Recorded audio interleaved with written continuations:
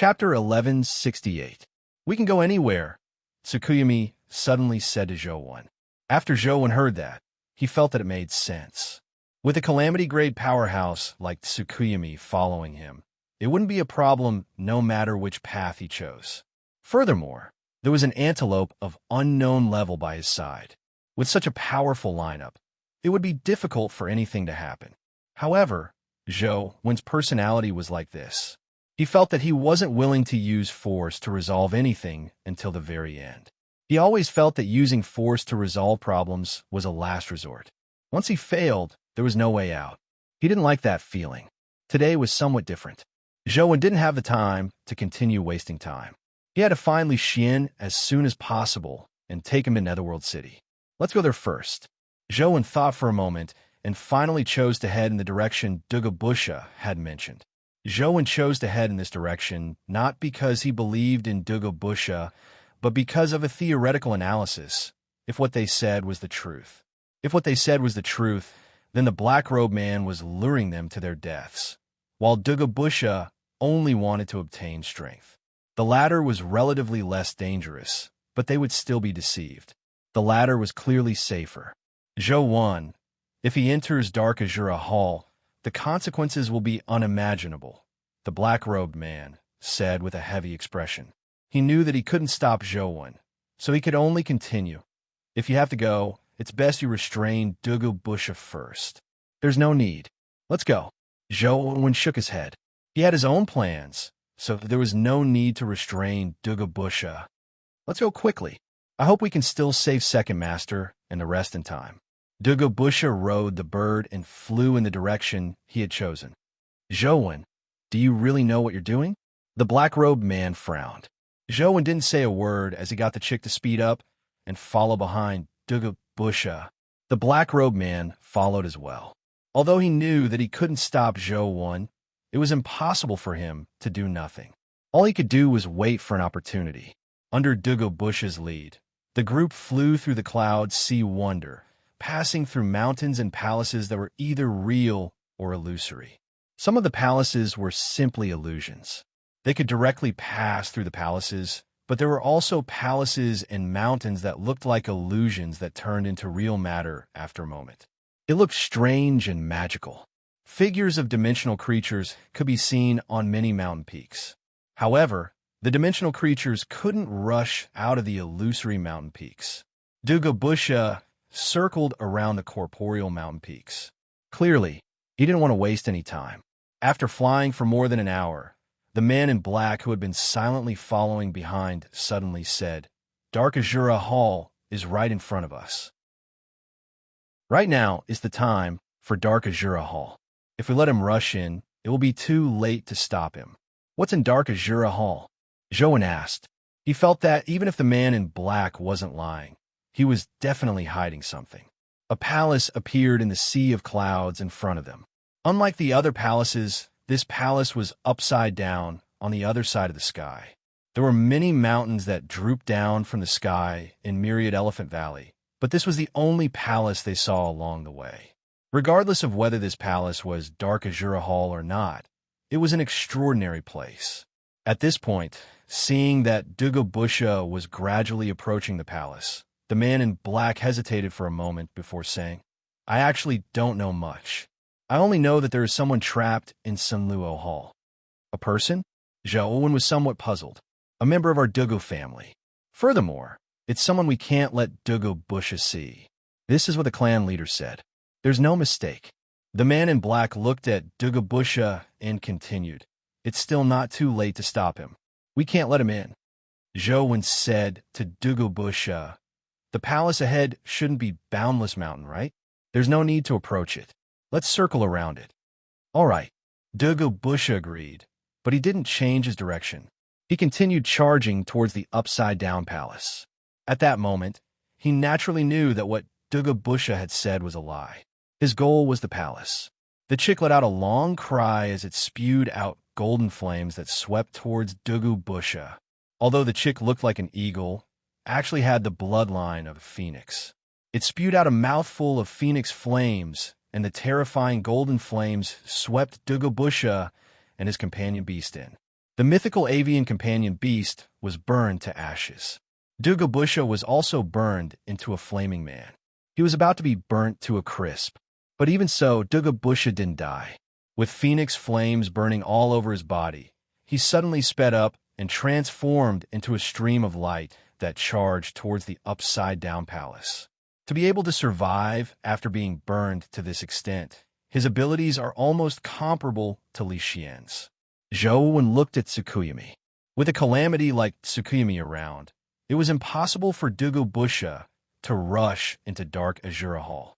However, to his surprise, Tsukuyami had no intention of taking action. All she did was stand there and watch helplessly as the charred Dugubusha slammed open the door and rushed into Dark Azura Hall. Zhou was somewhat puzzled, but he wasn't too surprised. It's over. The black-robed man sighed. Although he wanted to stop him, the speed Dugubusha displayed at the end was something he couldn't stop.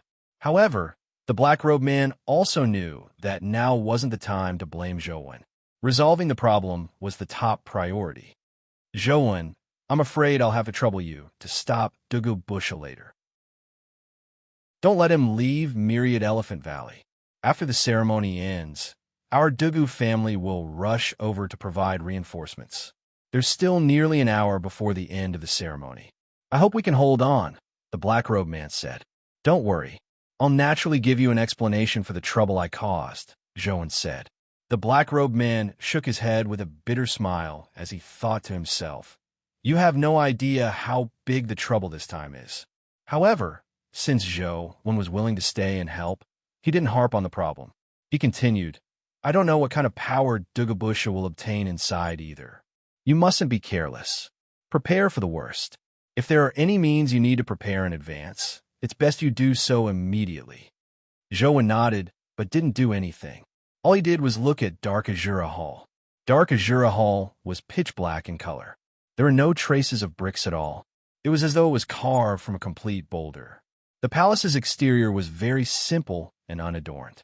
It only had one floor and was very squarish. It was somewhat different from the typical rectangular palace. However, this palace didn't have any words or plaque. It was unknown why it was called Dark Azura Hall. Why is this place called Dark Azura Hall? Zhou asked the black-robed man. This is the center of Myriad Elephant Valley, the core of Myriad Elephant. Therefore, we call it Dark Azura Hall. If you want to ask me what's inside, I'm afraid I'll have to disappoint you. I've already told you everything I know. I only know that there's an extremely terrifying creature trapped inside. Furthermore, there's a member of our Dugu family, the black-robed man said helplessly. As the two of them spoke, Tsukuyami suddenly walked towards Dark Azura Hall's door. Chapter 1169. When Zhou saw Tsukuyami walk over, he led the chick and antelope towards Dark Azura Hall. When the black-robed man saw that Zhou and company were about to enter Dark Azura Hall, he hurriedly said, the taboo power of Dark Azura Hall is extremely powerful. If someone who has killed before enters, they will definitely be injured by the taboo power. If they have a heavy killing sin, they will probably be killed on the spot. In this era, apart from special people like Dugubusha, who hadn't killed before, even vegetarians had to hunt dimensional creatures. However, Tsukuyami didn't seem to hear him as she walked straight into Dark Azura Hall.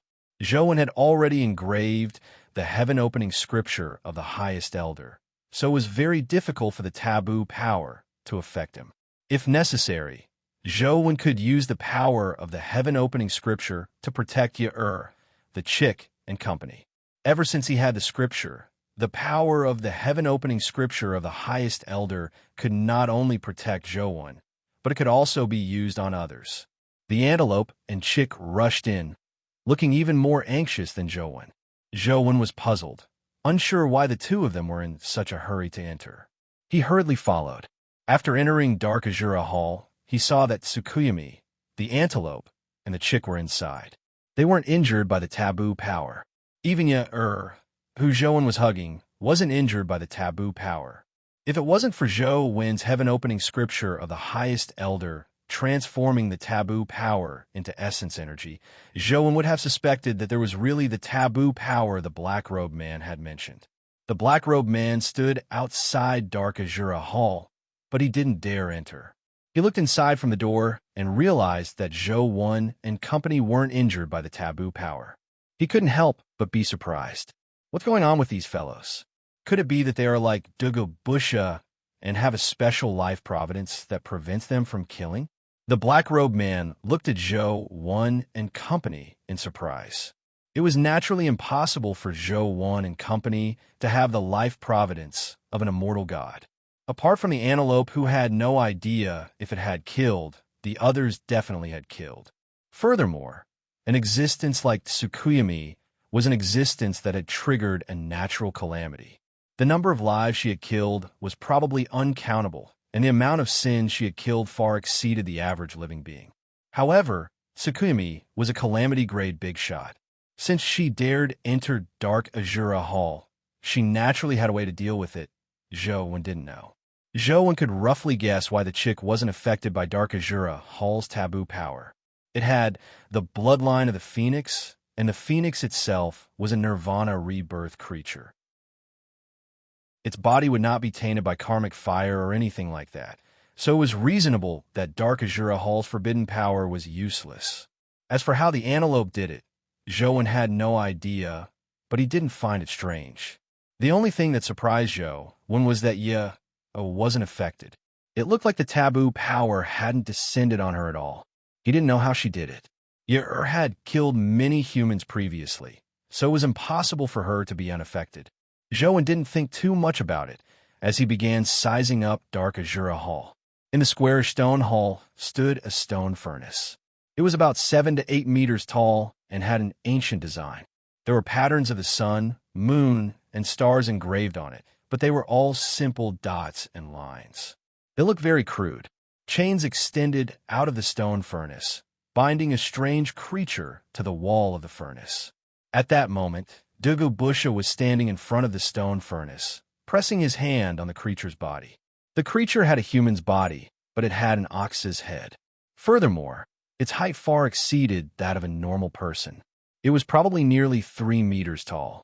Zhou took a look and immediately thought of a mythical figure. Could this be the ox head of the legendary ox head and horse face that guarded the netherworld? Dugubusha pressed his hands on the ox head's chest.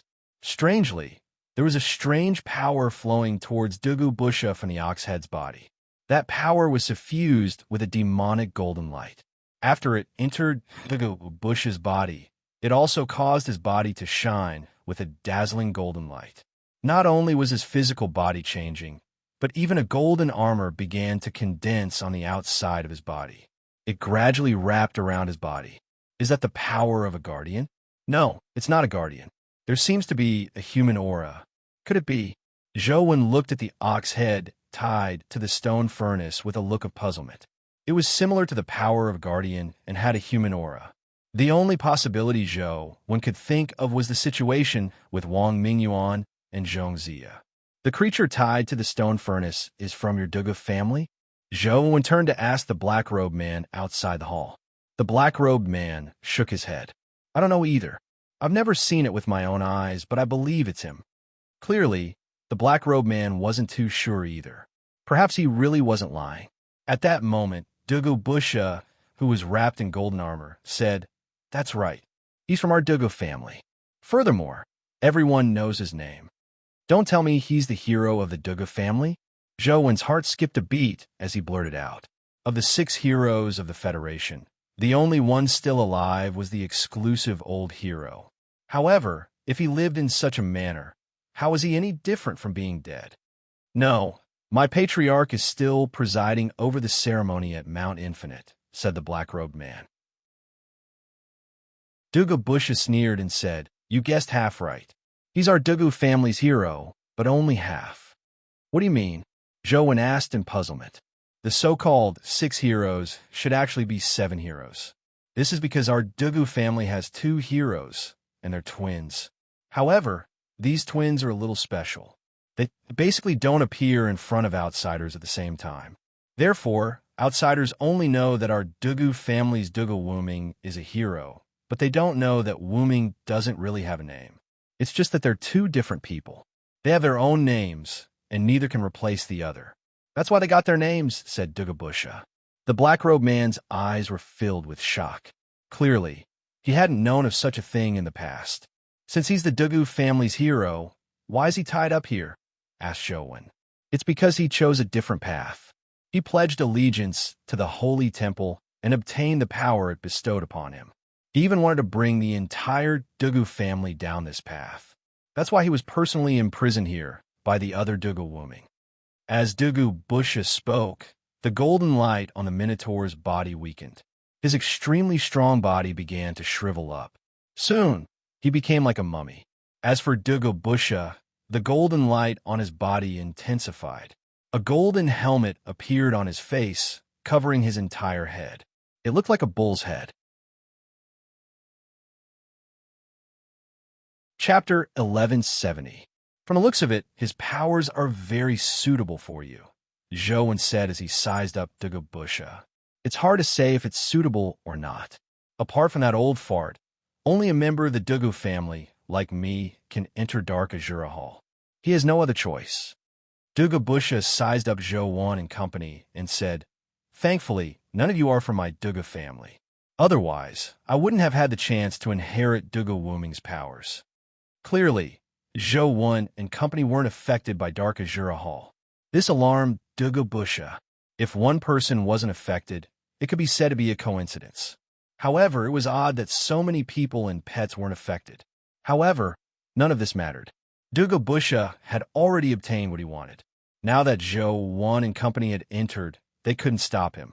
Dugubusha looked at Zhou and said, I still have to thank you for saving my life and helping me obtain true strength.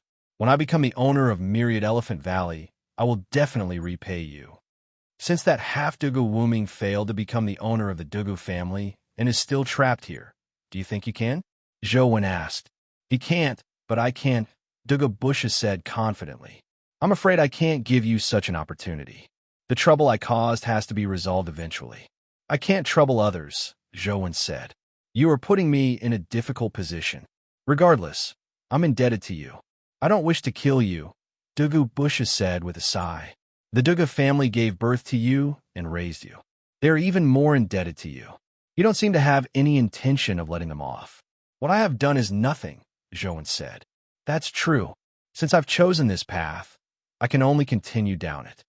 Dugubusha nodded slightly and looked at Zhou. It's not too late for you to back out now.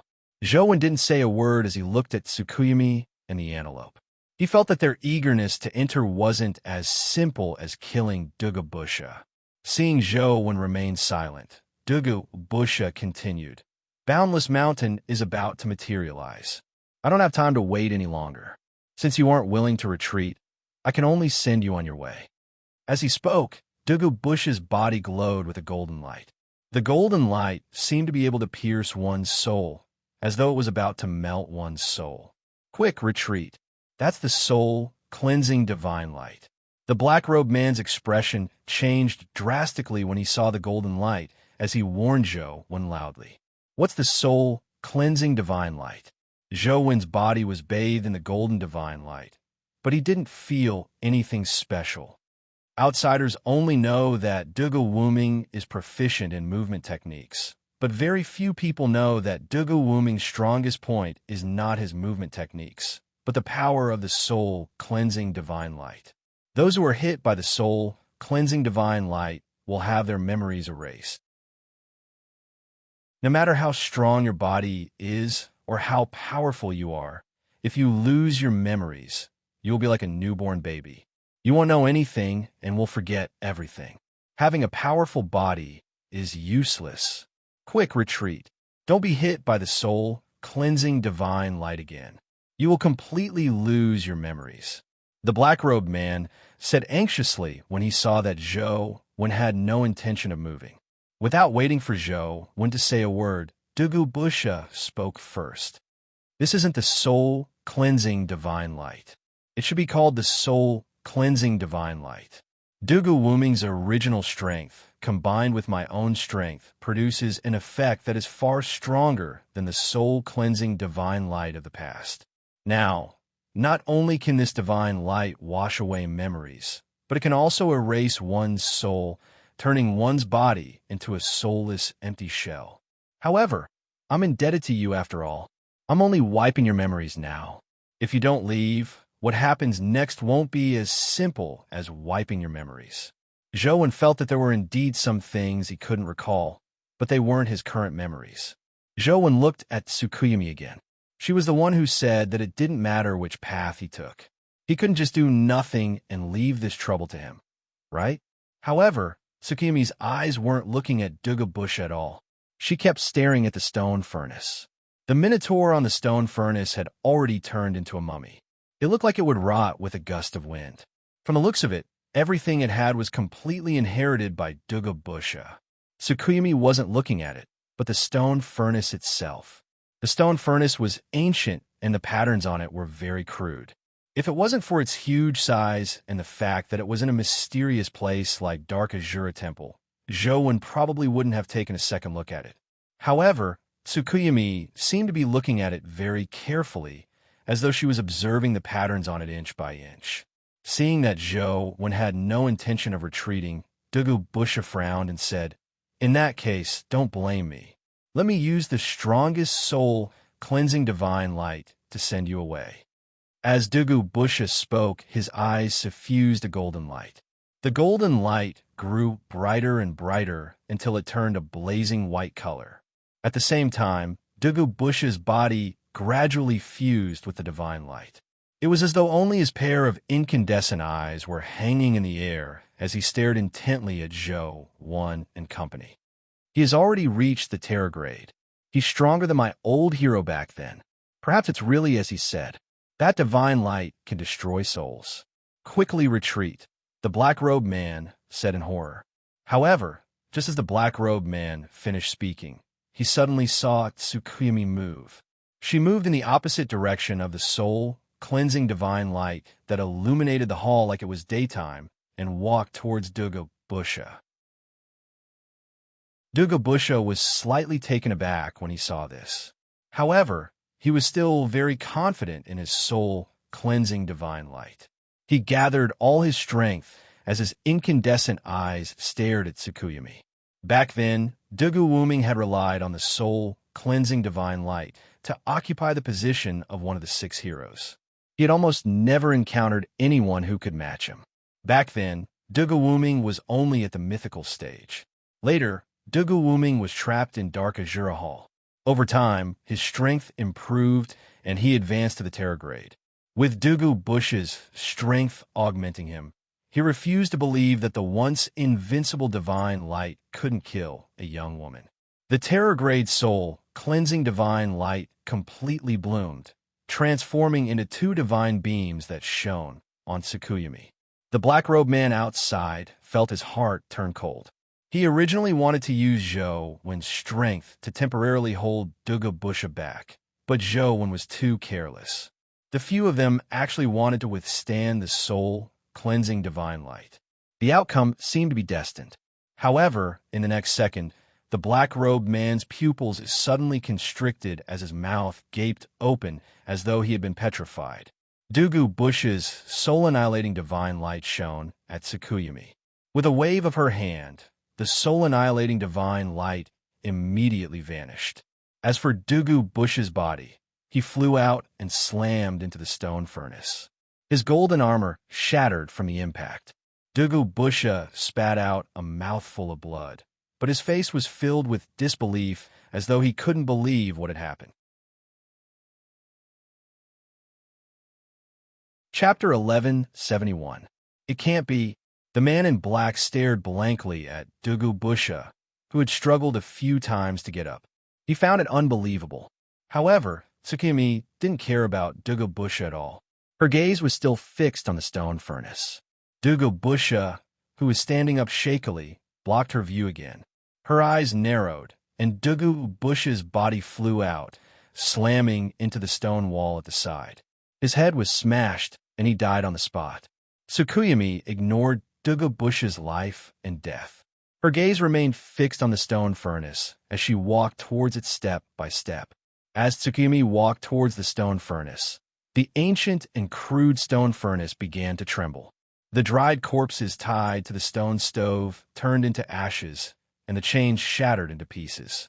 The patterns of the sun, moon, and stars all emitted a strange black flame. Everyone was attracted by the sudden turn of events, but Zhou secretly took out the mysterious phone. The mysterious phone vibrated intensely as though it was about to jump out. Zhou took it out and stole a look. Indeed, he realized that the dead man tree was stirring. Seeing that everyone was looking in the direction of the stone furnace, Zhou took a picture of Dugu Bush's corpse with his phone and immediately stored his corpse into his phone. It had been devoured by the dead man tree.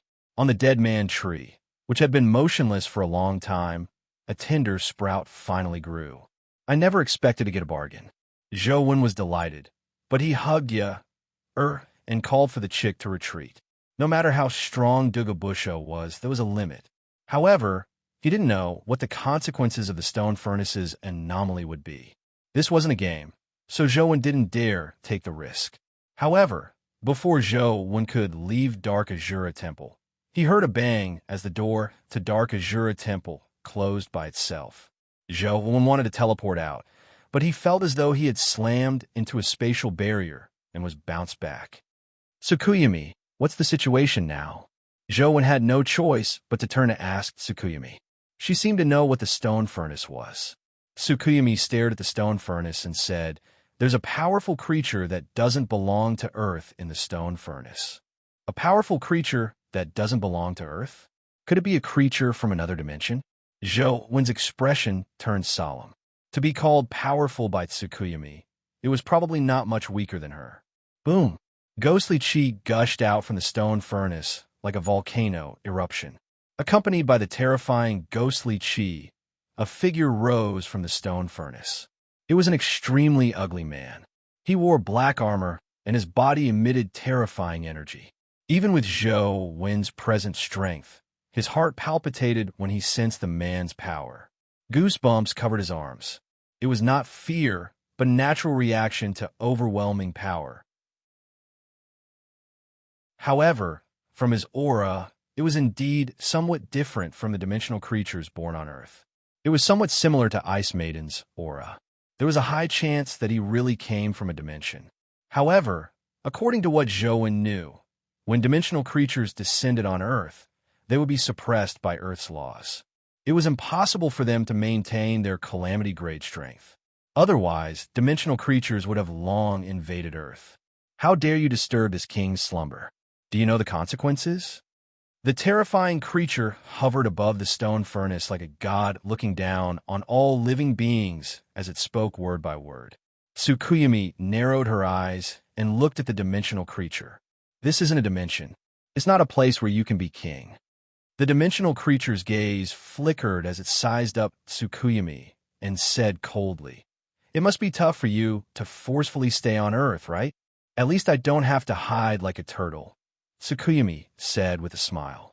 This sentence immediately infuriated the dimensional creature. The ghostly aura on his body erupted and surged over like a tsunami. Tsukuyumi's body emitted a faint moonlight as she shielded Zhou and company behind her. The moonlight constantly collided with the ghostly aura before silently annihilating them. Zhou was behind Tsukuyumi and wasn't affected, but he could still sense the horror of the collision between the moonlight and the ghostly aura. He released Ice Maiden from the chaos bead and whispered to her, "Ice Maiden, do you know who that is?" Ice Maiden had been trapped in the chaos bead for a long time. Although there was food and drink inside, preventing her from starving to death, she was extremely bored. Just as she was about to reprimand Zhou, she caught sight of the dimensional creature from the corner of her eye and was alarmed. She couldn't be bothered to complain about Zhou as she whispered, "How can he still be alive? Who is he?" Zhou hurriedly asked when he saw that Ice Maiden recognized the dimensional creature. "Azura, one of the Octokind, the king of Azura," Ice Maiden said with a heavy expression. "Where is this place? Why is he here?" "The king of Azura? I remember you saying that among the octokind, the two kings of heaven and dragon are the strongest. The others are weaker, right? Zhou felt much more at ease when he heard that. Although Azura was strong, he was likely weaker than Dtion. It shouldn't be too difficult to deal with him. Ice Maiden saw through Zhou's thoughts and curled her lips. The Dtion you defeated is only a body-cleansing stone avatar. It's hard to say how much strength he has. Furthermore, this Azura isn't the Azura in the Azura. He's the previous Azura. In ancient times, he once defeated Dtion with his martial strength. He also has a name, Phaeton. It's like heaven, but not heaven. Ice Maiden paused for a moment before saying, however, in ancient times, his true body descended to earth and participated in a terrifying battle of gods. Legend has it that he died in battle. Why is he here? What is this place? Zhou felt that something was amiss when he heard that. He hurriedly explained the situation to Ice Maiden. After hearing that, Ice Maiden's expression changed. After a while, she said, something's wrong. There's something wrong with this Phaeton. Dimensional creatures will be suppressed by the rules on Earth. Unless they use a human body, they won't be able to unleash calamity-grade strength. However, he isn't attached to a human, but he can still unleash calamity-grade strength. That leaves only one possibility. What possibility? Zhou hurriedly asked. He abandoned the foundation of the dimension and betrayed it, Ice Maiden said. What do you mean? Zhou was puzzled. It's very troublesome to explain. All you need to understand now is that Phaeton is already a traitor of the dimension. He definitely doesn't dare let the terrifying existences of the dimension discover him. Therefore, we who know that he's here. Ice Maiden didn't continue, but her meaning was clear. Phaeton would definitely silence them and definitely wouldn't let them walk out alive. Chapter 1172. Kacha. As the two of them spoke, Tsukuyumi took a step back, cracking the stone tiles on the ground. The moonlight on her body had clearly dimmed a lot, and the ghost energy on Phaeton's body had become even more ferocious. It had taken up more than half of Dark Azura Hall, and it was still continuously suppressing the moonlight. Under the suppression of the ghostly aura, Tsukuyumi's moonlight slowly shrank, causing Tsukuyumi's body to retreat uncontrollably. Even Tsukuyumi isn't his match? Zhou's expression changed slightly. He knew that what the Ice Maiden said was true. Phaeton's strength was indeed terrifying. Zhou looked at the antelope. This fellow was always mysterious, and its strength was unfathomable. It was very likely to be a calamity-grade existence. With its help, the two calamities might have a chance of winning against Phaeton. However, to his surprise, Zhou was so infuriated that he nearly blew his top. This fellow had actually retreated even further back than him. He even wanted to use his horns to ram open the door. If it wasn't for the power of Dark Azura Hall imprisoning them here, they would have run away a long time ago. Zhou realized that the antelope wasn't reliable. It had charged faster than anyone when it felt that there were benefits. Now that it discovered danger, it ran faster than anyone. Seeing that moonshine was being suppressed more and more, and that Tsukuyumi was retreating bit by bit, Zhou knew that he had to do something. Unless it was absolutely necessary, Zhou wasn't willing to use the immortal culling sword again. The price of using the immortal culling sword was just too great. Furthermore, it was easy for the dimension to discover him. Azura was escaping the dimension, and Zhou's identity as human emperor couldn't be exposed. Apart from the immortal culling sword, what other powers are useful? Zhou pondered.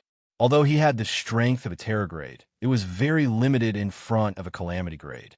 Although it wasn't that only a calamity could defeat a calamity, in the face of a calamity grade's overwhelming strength, a Terra grade had no chance of approaching the other party. Unless he could break through the calamity domain and arrive in front of Phaeton, Zhou's strength was useless against him. Zhou took a look at the situation. Even Tsukuyumi's moonlight domain couldn't break through Phaeton's calamity domain, so it was even more impossible for his powers to charge through.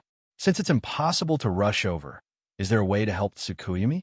Zhou thought to himself. Although Tsukuyumi's power isn't purely spatial, it definitely contains spatial powers. Can I transfer my power to her? It'll be of some use, right? What if she's just a little bit off? Zhou was thinking about how he could transfer his strength to Tsukuyumi. Transferring one's own strength to someone else was a specialized skill. It wasn't something that could be passed down just because one wanted to. Just the simple transmission of essence energy already had many limitations. If the essence energy was accidentally transmitted, not only would it not be able to help the other party, it might even harm the other party. Furthermore, Zhou wanted to transmit spatial powers. This was even more troublesome. Zhou had never practiced such a technique before. After thinking for a while, he couldn't think of a good solution. The 9 demon blood true dragons can freely transfer their powers between each other because their powers are one. As for Tsukuyumi's power, it's not a pure spatial attribute. It might also have some time or other attributes. If I rashly transfer the power of the clown mask or the singularity universe over, I'm afraid it won't be of any help. Instead, it will cause her some trouble. After some thought, Zhou realized that this path wasn't feasible. He could only find another way.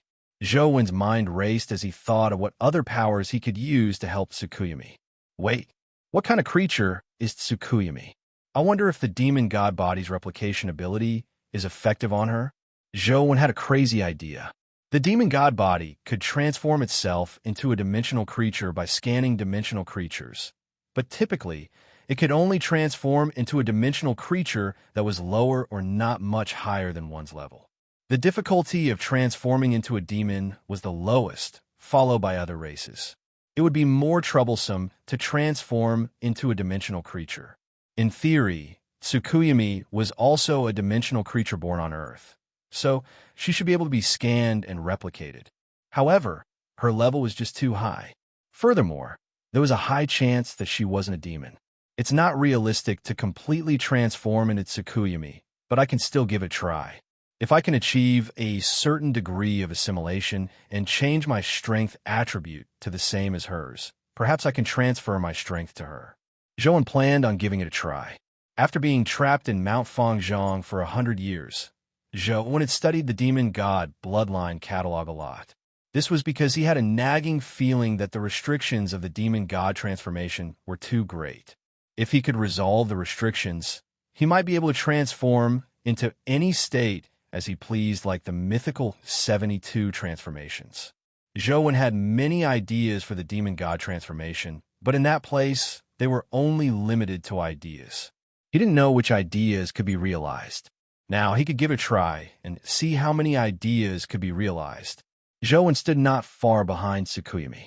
Now that Tsukuyumi was fighting Fei Tian with all her might, she naturally didn't have the strength to care about anything else. The demon god bloodline catalog was engraved on the Wheel of Destiny by Zhou. At the same time, his body underwent a change, especially his eyes, which turned abnormally demonic as though they could glow. Zhou stared at Tsukuyumi's figure, reflecting it into his pupils. Soon, Zhou realized that things weren't as simple as he imagined. Tsukuyumi's level was too high, and her life state was too different from his. When the demon god body scanned Tsukuyumi's body, it was unable to obtain any detailed information. All it could do was read some superficial information. This information could only change Zhou's appearance, making him look like Tsukuyumi. However, it was useless. It was just a change in appearance. It wasn't much different from an illusion and had no practical use. Zhou tried a few times, but it didn't work. The difference in life level was too great, making it impossible to scan and replicate. Just as Zhou was feeling disappointed, he suddenly realized that the demon god had penetrated Tsukuyumi's body and scanned her body's data in great detail. Zhou immediately understood that Tsukuyumi knew what he was doing and had taken the initiative to open up her body. Otherwise, even if she didn't guard against him, it would have been difficult for him to obtain her body's data. Zhou was overjoyed as he tried his best to engrave and circulate the demon god bloodline catalog. His body gradually changed. No, it still won't work. Although I have Tsukuyumi's data, replicating such data is still too much of a burden for the current me. Unless the demon god bloodline catalog can advance further. Zhou gritted his teeth and produced it again and again. At the same time, he constantly changed the engravings on the demon god bloodline catalog. As the engravings deepened, the demon god pattern Zhou, when engraved, became more demonic.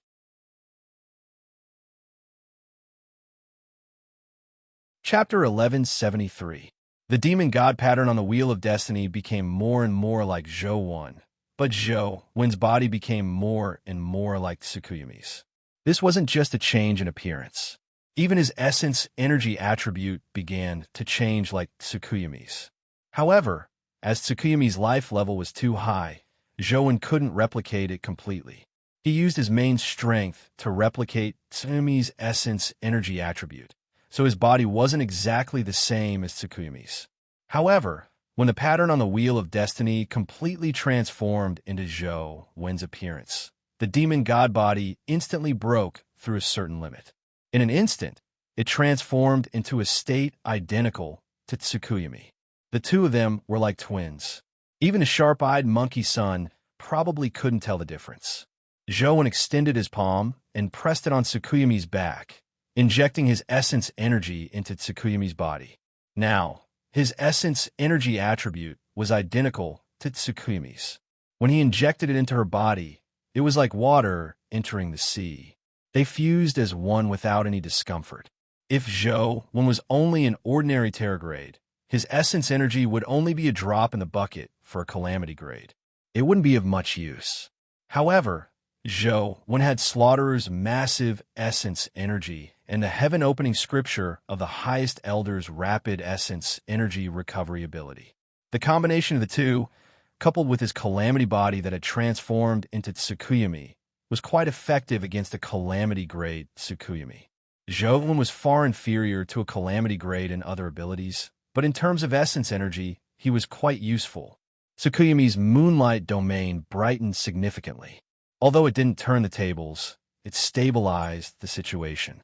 Fei Tian's ghostly aura couldn't continue suppressing him. Interesting, not only wasn't Fei Tian angry, but he also sized up Zhou Wen with interest. With Zhou Wen's support, Tsukuyumi only managed to stabilize the situation. Furthermore, Fei Tian's calamity domain was constantly becoming stronger. He seems to be able to use the power of this palace. There's no chance of winning if we fight him here. Think of a way to rush out. Ice Maiden saw the problem and reminded Zhou Wen and Tsukuyumi. Zhou Wen naturally could tell, but if he could rush out, he would have done so long ago. Why would he wait until now? Even Tsukuyumi couldn't rush out of Dark Azura Hall, much less him. As time passed, the ghostly aura suppressed moonlight once again. On the one hand, Zhou Wen had to maintain his transformation, and on the other hand, he had to lose moonlight's primordial energy. He couldn't hold on any longer. "What's your name?" Fei Tian looked at Tsukuyumi and suddenly asked. "Tsukuyumi." Tsukuyumi then asked, "Who are you?" Fei Tian. Fei Tian reported his name and continued, "I've been asleep for so long. I didn't expect to meet a powerful creature like you as soon as I woke up. How many existences like you are there on Earth now? Why should I answer you?" Tsukuyumi said indifferently. Fei Tian was not angry and continued to say, "With your strength, there should be quite a number of calamity-grade creatures appearing on Earth.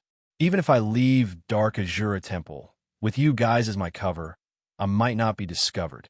Therefore, there's no need for us to fight to the death." And then, Tsukuyumi knew that it wasn't as simple as Fei Tian wanting to stop. Otherwise, he would already have the absolute advantage and could stop at any time. "I want this human. You can take the rest. How about we end things here?" Fei Tian said as he pointed at Zhou Wen. "No," Tsukuyumi said directly. "I know what you want from him. Don't worry, I have a solution. Since he doesn't agree, I can use that token to complete the contract and allow you to stay on Earth without restrictions," Fei Tian said again. Zhou Wen's heart skipped a beat. He knew that the reason Tsukuyumi hadn't attacked him was because of the Heavenly Joy Monument. If Fei Tian could really do what he said, Tsukuyumi would no longer have any qualms. When that happened, would Tsukuyumi still protect him? That thing can't be contracted with force, Tsukuyumi said.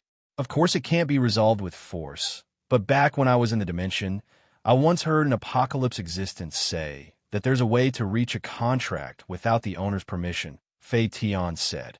When the time comes, I'll want the person, and you'll take the token. We'll both take what we need, so why risk our lives? What method? Tsukuyumi asked. Joan felt that something was amiss. With Tsukuyumi around, he still had a chance of turning the tables.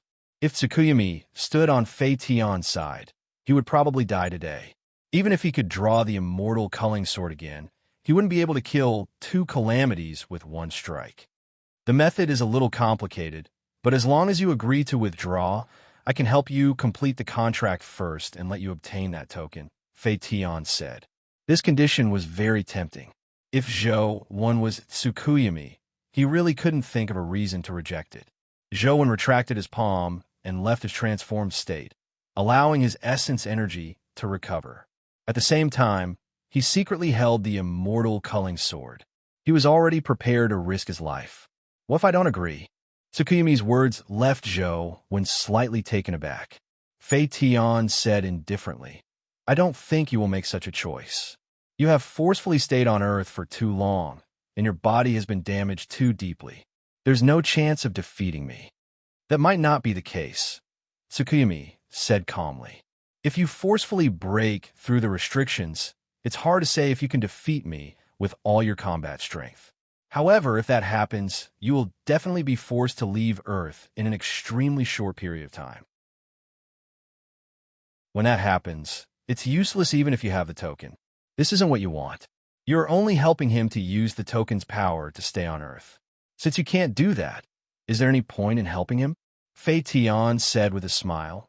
By cooperating with me, you can stay on Earth without being restrained by him. There are many benefits and no disadvantages, so why not?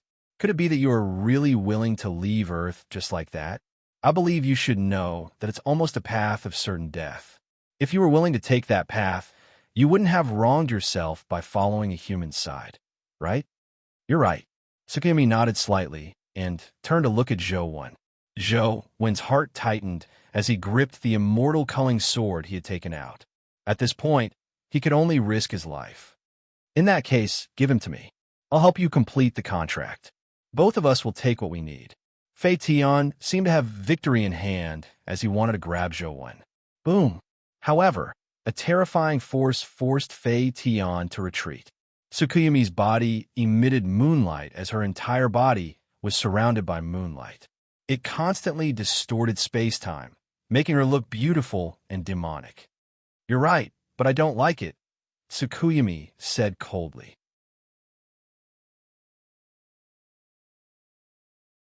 Chapter 1174. Do you know what it means to completely release the power of the calamity domain here? Fei Tian looked at Tsukuyumi in puzzlement. He really didn't understand why Tsukuyumi was doing this. It didn't benefit her in any way. Zhou Wen also looked at Tsukuyumi in puzzlement. He never expected Tsukuyumi to choose to stand on his side under such circumstances. I know better than you what the consequences will be. As Tsukuyumi spoke, the moonlight on her body became even brighter. The moonlight formed halos that sliced the space around her into many distorted domains. In the domain, terrifying ghostly figures appeared. There were familiar Yuki Onna, Hashiheim, Daitengu, Himizumo, and many more ghosts that Zhou Wen had never seen before. Instantly, the entire dark Azura Hall was filled with ghosts as though it had turned into a moonlit ghost domain. However, Zhou Wen could tell that the ghostly figures weren't the real Yuki Onna or Daitengu. They were just illusions. However, the illusions looked extremely real. The 100 ghosts surrounded Tsukuyumi as though they were surrounding their king as they marched towards Fei Tian's calamity domain. The calamity domain, which had previously been able to suppress the moonlight domain, was now being suppressed by the moonlight. As the ghost parade advanced, the ghostly aura domain shrank even more. The moment the 100 ghost illusions came into contact with Fei Tian's domain, they immediately devoured the ghostly aura in his domain. Are you crazy? With such explosive power, you will soon be expelled from Earth. Shura battlefield. Fei Tian didn't have time to finish his sentence. Tsukuyumi's ghost parade was too ferocious, so he had no choice but to deal with it with all his might. Fei Tian's surroundings turned into the Shura battlefield domain. There seemed to be countless terrifying Shura battle souls roaring inside. The two domains clashed, and the power that erupted was unimaginably terrifying. As for the Shura battlefield domain, it was being devoured by the Ghost Parade domain and becoming smaller and smaller. Fei Tian's expression was extremely ugly as he used all his strength to withstand Tsukuyumi's domain. However, the ghostly aura on his body became weaker and weaker as he constantly retreated. Tsukuyumi, are you really not afraid of being expelled from Earth? Fei Tian shouted as he used all his strength to resist Tsukuyumi. There was only an extremely small area left of the Azura battlefield domain around him, and it looked like it was about to be completely devoured. Fei Tian gave it his all, but he was just barely able to hold on, slowing down the rate at which the domain was being devoured. The moonlight on Tsukuyumi's body became weaker and weaker. Her entire body was about to transform into light, making her look like a goddess in the moon. Her clothes fluttered as though the moonlight was flickering. Something's amiss. Zhou looked at the extremely powerful Tsukuyumi, but he felt an abnormal energy fluctuation. A strange force gradually appeared on Tsukuyumi's body. The force seemed to pull her body into the endless void. Tsukuyumi, how do I use this token? Zhou took out the Heavenly Joy token and shouted at Tsukuyumi's back. Zhou had roughly guessed that the force that pulled Tsukuyumi into the endless void was likely the repulsive force that Fei Tian had mentioned. Although Zhou didn't know why a powerful existence like Tsukuyumi would die if she left Earth, he didn't wish for her to leave Earth just like that. The Heavenly Joy token was useless to Zhou. If he could save Tsukuyumi and make her stay, Zhou didn't mind using it now. There's no need. Tsukuyumi didn't turn her head, nor did she take the Heavenly Joy token. She only said indifferently, "What will come will come. It's meaningless to take something that doesn't belong to me." You're really crazy. The Shura domain outside Fei Tian was about to collapse. He tried his best to resist Tsukuyumi, but the Shura battlefield domain was shrinking. However, Fei Tian's eyes remained firm as he stared at Tsukuyumi and said, "You won't have a chance. Before you defeat me, you will be expelled from Earth." Fei Tian wasn't being alarmist. Tsukuyumi was about to transform into moonlight, and the force that was pulling her had already reached the top of her head. It wasn't affected by her domain at all. It was like a black hole that devoured everything, about to devour Tsukuyumi. "Tsukuyumi, this token is meaningless to me. If you need it, I can cooperate with you to complete the contract," Zhou said again. Tsukuyumi suddenly turned her head and smiled brightly at Zhou. "It doesn't mean anything to you, so it doesn't mean anything to me. When it means something, come find me with it." Zhou looked at Tsukuyumi, unsure what she meant. In the next second, Tsukuyumi turned her head as endless moonlight erupted from her body. Her entire body turned into light as the pure moonlight instantly shattered everything. Moon, a pure moon. Under the moonlight, everything was purified. Nocturnal's illusion of 100 ghosts dissipated in the moonlight. The Shura battlefield also turned to ashes as Fei Tian let out a tragic cry. His body melted in the moonlight as though he had melted into it. Boom! The stone furnace in Dark Azura Hall was shattered by the moonlight, turning into fragments and dust. The moonlight occupied everyone's vision, but in the next second, the bright moon was devoured by the void and instantly vanished. The moonlight dissipated and Dark Azura Hall returned to normal. However, there was no sign of Tsukuyumi or Fei Tian. Everything appeared unreal. Tsukuyumi. Zhou held the Heavenly Happiness token in his hand as he looked at the spot where Tsukuyumi had vanished with a complicated expression. His face was filled with doubt, puzzlement, shame, and indignation. He was ashamed that he had doubted Tsukuyumi, nor did he understand why she had made such a choice. He had already agreed to cooperate with her to use the Heavenly Happiness token. So why did she give up? Zhou still didn't fully understand Tsukuyami's final words. If an essence energy art or essence energy skill was placed in front of Zhou, he could find a pattern to resolve it no matter how difficult it was. However, some things had no pattern. This was what Zhou was the worst at. While Zhou was still in a daze, he suddenly saw a fragment of the stone furnace on the ground rise up with a ghostly aura. The ghostly aura gradually condensed into Fei Tian's body, allowing him to reappear. He's not dead. Zhou's expression changed drastically as he gripped the immortal culling sword tightly. Fei Tian's body walked out of the demonic aura again as he looked coldly at Zhou and said, "Unfortunately, she failed to kill me. No one can save you now. If you're obedient, you can suffer less pain. Otherwise, clang." Before Fei Tian could finish his sentence, two goat hooves suddenly descended from the sky and smashed into Fei Tian's head, smashing him to the ground. Fei Tian lay on the ground as he watched an antelope descend from the sky and shatter the stone furnace fragment that emitted demonic aura. He was dumbfounded.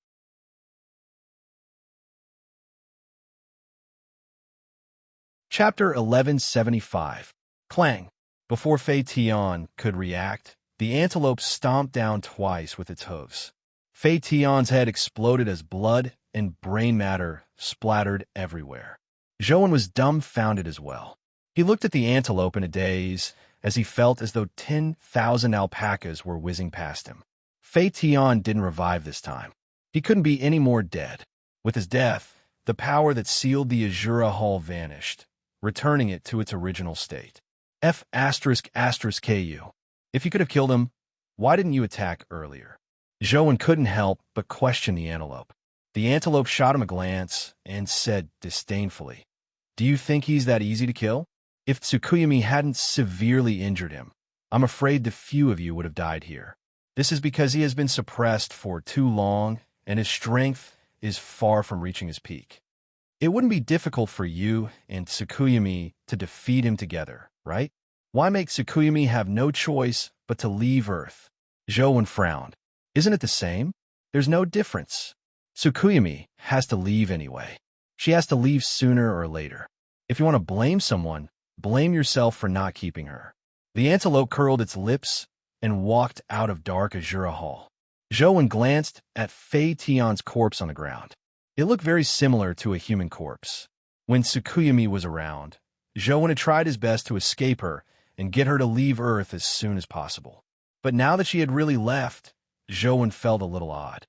When he walked out of dark Azura Hall, he realized that there were already many people gathered outside. They were likely from the Dugu family.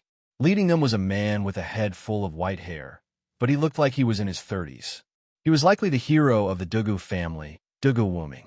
Of course, this was only one of the two Dugu Wuming. Zhou didn't know if he was the younger brother or elder brother.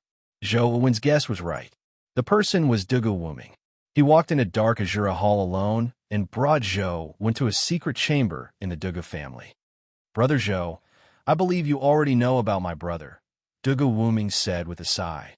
"I know a little, but I'm not too sure. Besides, I'm not interested in this, nor will I spread it. I only want to know where Worm Dugu is now." Zhou expressed his attitude. Dugu Wuming continued, "Chinchio and I are twins. It was an ignorant era. In our stockade, twins were ominous symbols. Just like goo, only one poisonous insect can survive and become a goo. As long as the second one is alive, they will continue to fight. So when we were born, the elders in the clan wanted to drown one of the babies. Perhaps he wasn't fated to die.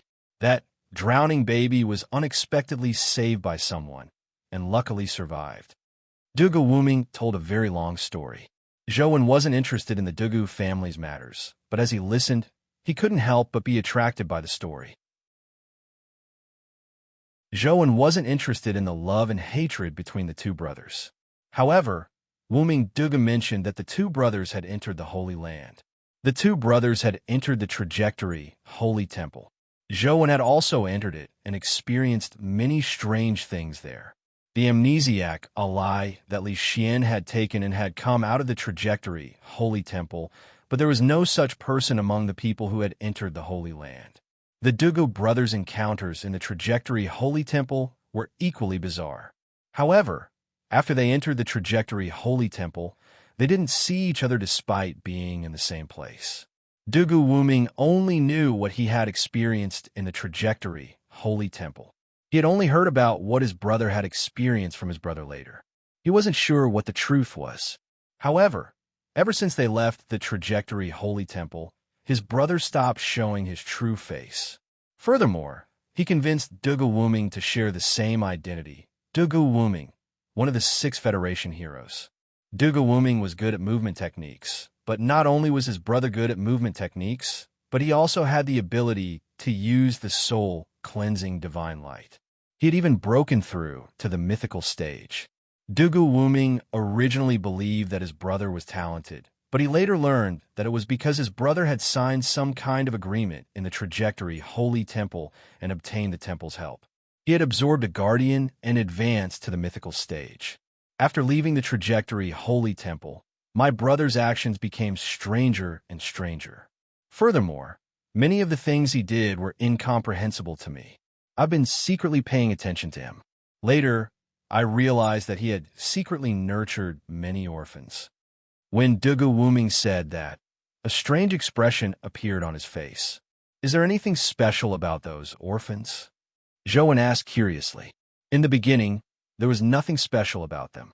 I thought that he just wanted to nurture a force that belonged to him, so I didn't take it to heart. However, as the orphans gradually grew up, I gradually discovered something very terrifying. Dugu Wuming's expression was extremely complicated. It was indescribable. What happened to those orphans? Zhou hurriedly asked. He was also very curious. Nothing happened to the orphans. They're very normal. The abnormal things happen in the Federation, Dugu Wuming said.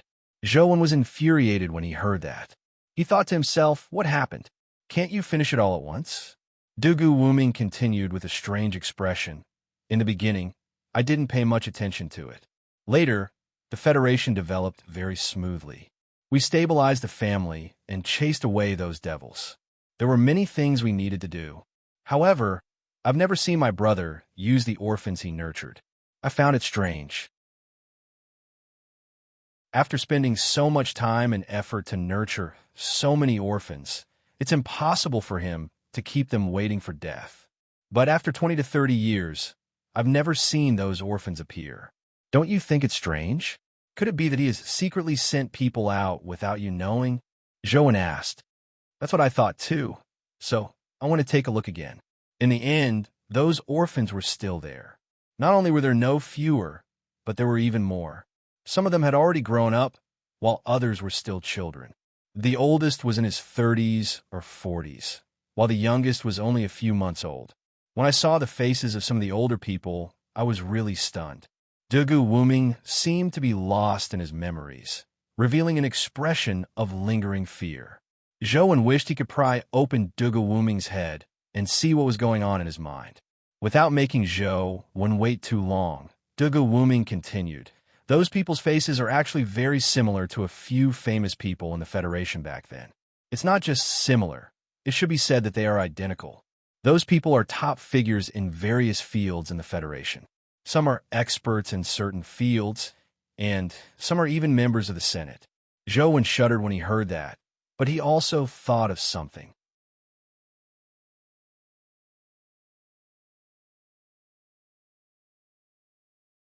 When I wanted to bring the orphans back, I found that the orphanage had been burned down by a big fire. The orphans were gone. I couldn't find them, and I couldn't find their corpses. I never saw them again.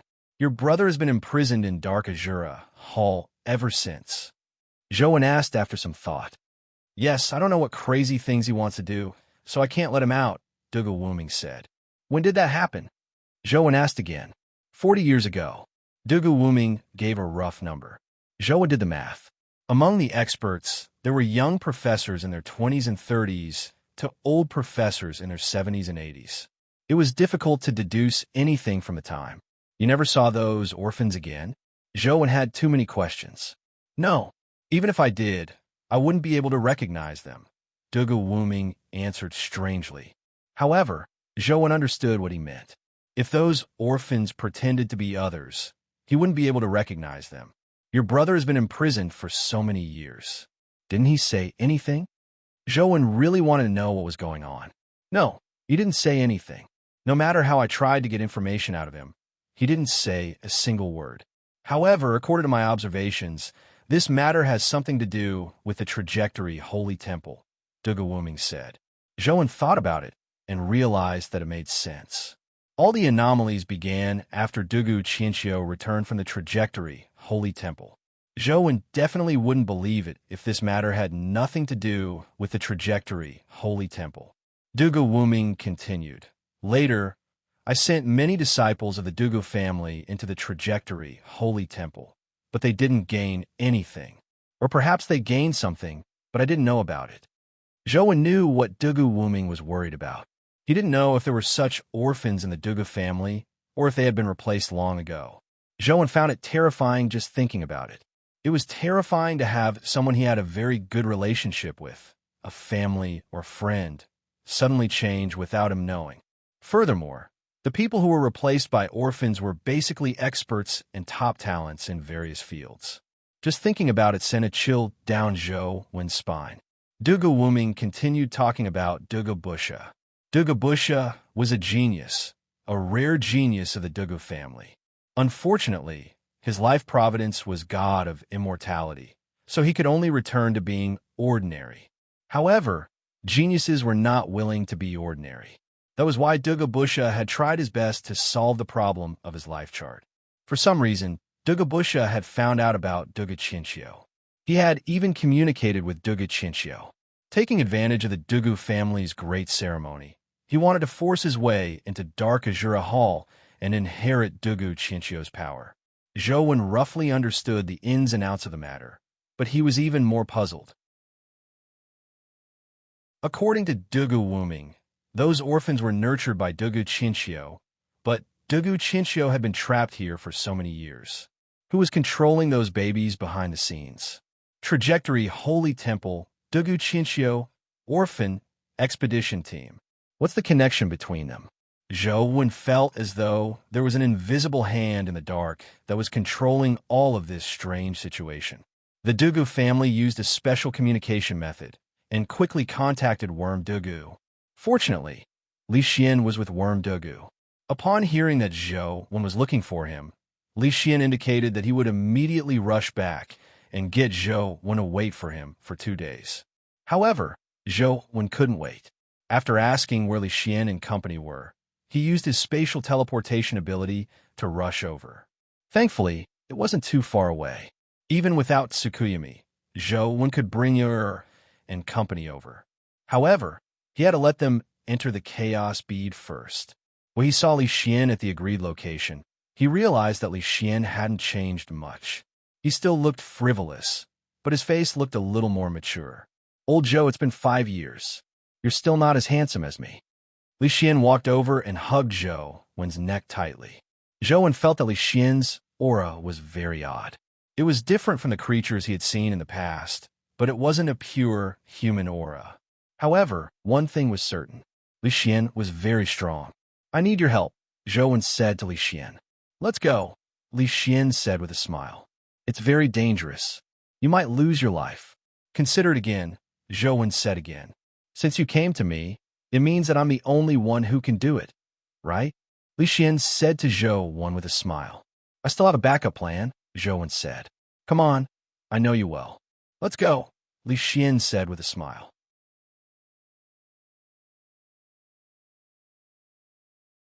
Chapter 1177. A strange ancient city stood in the sandstorm. Outside the ancient city's gate was a group of soldiers. Among them, a cold-faced officer was sizing up the ancient city with a solemn expression. Overseer, Team 3 has come out. We still haven't discovered anything. A soldier's report made the officer's expression turn colder. After Tianzhua arrived at Netherworld City, he immediately sent 4 teams to explore it. According to the experience and data he had previously obtained, 3 teams had successfully passed through Netherworld City and returned. However, the 3 teams didn't bring any good news. Although there were many zombies in Netherworld City who didn't even know that they were dead and were tortured day after day, Ouyang Lan and the accompanying soldiers weren't among them. Overseer, from the looks of it, young Masterwind is right. Madam, and the rest might have entered the real Netherworld.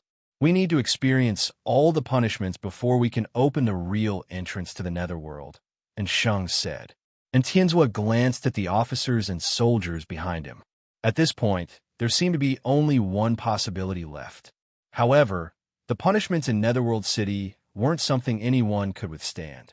Even someone as powerful as him couldn't experience all the punishments in a day. Apart from the fact that his body couldn't withstand it, time was also a very crucial problem. Netherworld City had 3 ironclad laws. Those who killed would die. Those whose feet left the ground would die. One person had to be killed every day they entered the city, or they would die. There was an unresolvable contradiction, so they had to leave Netherworld City within a day. Otherwise, no matter how powerful they would be killed by the taboo power of Netherworld City. To experience all 239 punishments in a day, even if their bodies could withstand it, they wouldn't have enough time. Even someone as powerful as Tianzhua, with countless capable people under him, couldn't fulfill this condition. When Team 4 returns, we'll enter the city if we haven't discovered anything, and Tianzhua said. And Sheng whispered, Overseer, should we wait for young Masterwind? You want to find Li Xian. He should be here soon. There's no time to wait. If we wait another minute, my mother and the rest will have a lower chance of survival, and Tianzhua said. But if young Masterwind isn't around, I'm afraid we won't be able to withstand all the punishments in a day, and Sheng reminded. Division Commander Liu, you've already experienced the punishment in Netherworld City. How do you feel? And Tianzhua asked an officer from Team 3. The officer was fair and plump, and he had a smile on his face. His eyes were squinted into slits, and he looked harmless. However, looking at his figure, he was at least 400 kilograms. He was so fat that he looked like a ball. In this day and age, there were not many people who could be so fat. Division Commander Liu's full name was Liu Bushun. As for what kind of mentality his parents had when they gave him such a name, it was not something that outsiders would know. When Liu Bushun heard Tianzhua call him, he took a step forward and raised his arm with great difficulty. He saluted and widened his eyes as he said, Overseer, I tried a few punishments inside. Those punishments can ignore the body's defense. Even mythical powers can't resist them. The only thing that works is the body's self-healing ability. Overseer, you know that this is my specialty. As long as I have enough time, it's not difficult for me to endure all the punishments. And Tianzhua nodded slightly and looked at the other young officer. Jingyu, what about you? And Jingyu was a few steps younger than Tianzhua. He was an expert who had shown his prowess in the family in recent years. He was extremely talented, and he was good at the rare time elemental power. Although Tianzhua had once fallen out with the family's elders, he was still the leader of the family. He would spare no effort to nurture the young people of the family who truly had hope of growing up. And Jingyu was one of the young people of the family he valued the most. He had brought him along this time. Although Jingyu should address Tianzhua as uncle according to the family's seniority, he could only bow and say in the military, Overseer, I've already tried it. I can use time acceleration to speed up the punishment. As long as Division Commander Liu can withstand it, I'm confident that I can make him endure all the punishments in 24 hours. And Tianzhua nodded slightly and didn't explain further. He said to Sheng, prepare. Once Team 4 comes out, we'll immediately enter the city. Since he had come here, he was naturally prepared. He hadn't come blindly, and Sheng wasn't in a position to say anything else. He also knew that what Tianzhua said made sense. Every minute he delayed meant one less chance of survival for Ouyang Lan and company. However, he had a nagging feeling that there was a huge problem in Netherworld City. If he could wait until Zhou arrived, he would have a greater chance. However, the arrow was already knocked on the bowstring, and they had no choice but to fire. This was because they didn't know when Zhou would arrive. They couldn't keep waiting, and Sheng could only pray that Zhou would arrive earlier. But even when Team 4 came out of the city, he still didn't see Zhou. and Tianzhua had personally chosen the candidates to enter Netherworld City with him. Including him and Ensheng, there were a total of 16 people. These 16 people might not be the strongest among the family and the Sunset Army, but they each had their own unique abilities. When faced with different problems, they might be of use. Prepare to set off, and Tianzhua didn't want to waste even a minute. Overseer, please wait. I left something important in the camp. I'll go get it now and be back soon. And Sheng smiled apologetically as he ran towards the tent. What should I do? This is killing me. Why isn't young Master One here yet? And Sheng was as anxious as an ant on a hot pan in the tent. He knew that this trip was too dangerous. If he could wait for Zhou Wan, he would have a higher chance of survival. And Sheng circled the tent a few times, hoping to stall for more time. However, he heard in Tianzhua's voice coming from outside. Adjutant, I won't see you in 3 seconds. There's no need for you to go. I'm coming. And Sheng could only walk out of the tent with a bitter expression. As he walked towards Tianzhua, he held his stomach and walked especially slowly as though he was in great discomfort. It wasn't easy for him to approach Tianzhua when Sheng said, Overseer, I'm in a hurry. I need to go to the bathroom first. Go ahead. And Tianzhua said indifferently, Thank you, Overseer. And Sheng was overjoyed. He could stall for more time in the future. To his surprise, and Tianzhua added, There's no need for you to come back after you go. Just return to Luoyang. Overseer, I'm in no hurry. And Sheng immediately stood up and said, Can we leave now? And Tianzhua asked Sheng, If Overseer says so, so be it. And Sheng stood straight and answered without looking sideways. Let's go. And Tianzhua glanced in the direction of the desert, but it was only for an instant. He quickly retracted his gaze and firmly walked towards Netherworld City's gate. Young Master One. And Sheng followed Tianzhua towards Netherworld City. When he was about to reach the gate, he looked back and was immediately overjoyed.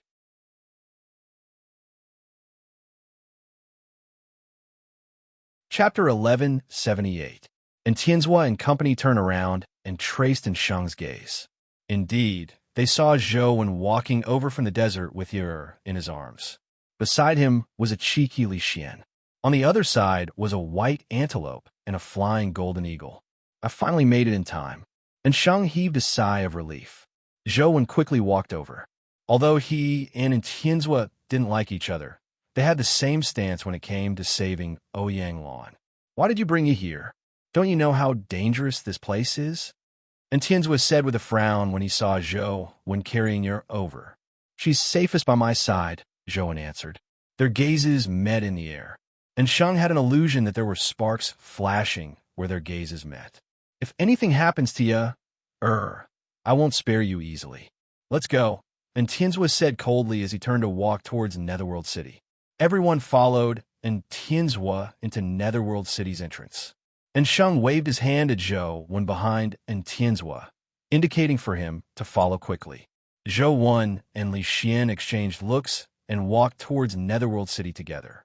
Although Zhou Wan had already been to Netherworld City once and had passed it countless times in-game, he was still a little nervous when he came here again. City Lord Netherworld, who could toy with a dead person, had left a deep impression on him. Even though he now had the strength of a Terrorgrade expert, he still found City Lord Netherworld extremely terrifying when he thought back to it. The moment he entered Netherworld City's gate, his body seemed to transmigrate through space-time. When he took a solid step, he was already standing on Netherworld City's long street. And Tianzhua and company were nearby. The antelope and chick stood on a stone slab each. There was a number on the stone slab under everyone's feet. As no one had moved, all the numbers were 365. Even the antelope and chick were no exception. Due to the taboo power of Netherworld City, no one could use companion beasts. They could only rely on the essence energy arts and essence energy skills they cultivated. If there was a guardian, they could also use the guardian's powers. This was something that had been tested previously. Most of the officers under Tianzhua had advanced to the mythical stage through mythical fluid. Only 2 officers had contracted guardians and were wearing guardian armor. One of them was Jingyu. Sheng. and Tianzua said as he sized up the torture chamber beside him. Understood. And Sheng responded as a strange glow suffused his body. A halo spread out from his feet, forming a halo with a radius of about 2 meters with him as the center. And Tianzua and company walked towards the halo formed by Sheng. When they were outside the halo, the numbers beneath their feet would change with every stone slab they passed. However, when they entered in Sheng's halo, the numbers beneath their feet didn't change at all. Zhou Wen looked at Sheng in surprise. This ability was clearly somewhat similar to his heaven-opening scripture of the highest elder. They were both abilities that could restrain taboo powers. However, Sheng's ability was regional. It was likely some kind of halo. Seeing the surprise on Zhou Wen's face, Sheng smiled and said, "This is my Wheel of Destiny ability. It can temporarily shield Netherworld City's taboo power. Young Master One, come over too." Zhou Wen held Er's hand and walked over with Li Xian and company. The chick and antelope also walked into the halo.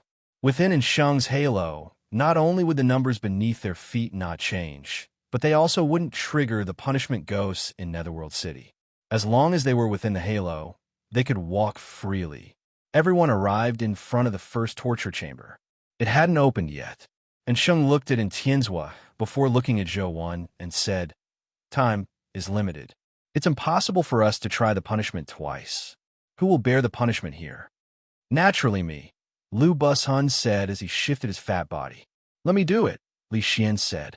"Division Commander Lu's body has unlimited regeneration. Let him do it," and Tianzua said. "It's best to let Li Xian do it. The powers of these torture chambers are very special. Just regeneration alone might not be able to make it to the end." Zhou Wen had suffered quite a number of punishments, so he naturally knew how powerful they were. It wasn't something that could be done just by having a strong self-healing ability. Otherwise, he wouldn't have specially sought Li Xian. "Young Master One, I know you are an extraordinary figure. My strength can't compare to yours, but in terms of self-healing, I'm afraid no one would dare to claim first place if I, Fatty Lu, claim to be second," Lu Bushun said with narrowed eyes.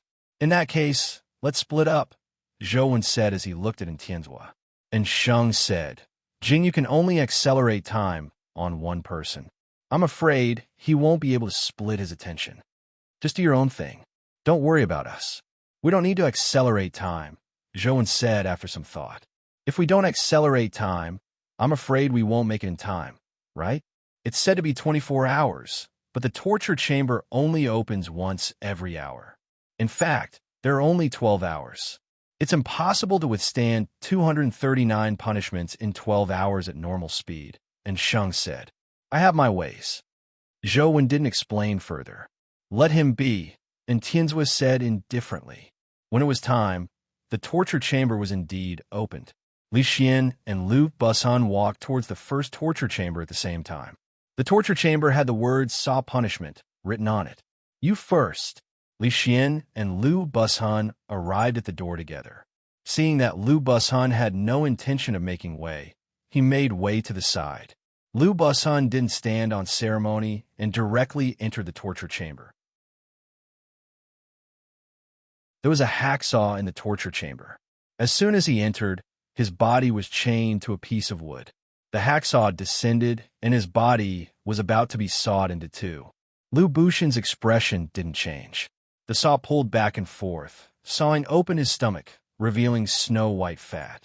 However, after the saw went down, his flesh and blood automatically healed at an unbelievable speed. The saw sawed back and forth from his body.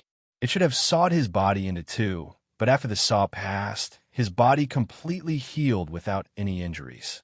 What a powerful, self-healing ability. Even Zhou Wen was somewhat surprised by Lu Bushun's self-healing ability. After Lu Bushun came out, he gave Li Xian a provocative look. Li Xian was amused as he greeted Lu Bushun in a friendly manner. "Your self-healing ability isn't bad. It's all right." Seeing that Li Xian had said so, Lu Bushun didn't provoke him any further. "There's not much time left. Continue." And Tianzua didn't wish to waste a single second, so he got Lu Bushun to continue heading to the next torture chamber. Li Xian walked into the torture chamber, and with a flash, he was also tied to a piece of wood. The hacksaw also fell. Others could only see the hacksaw fly into the air, but Zhou could tell that there was a white-robed ghost holding the hacksaw on each side of the hacksaw. They were pulling the hacksaw to saw Li Xian's body.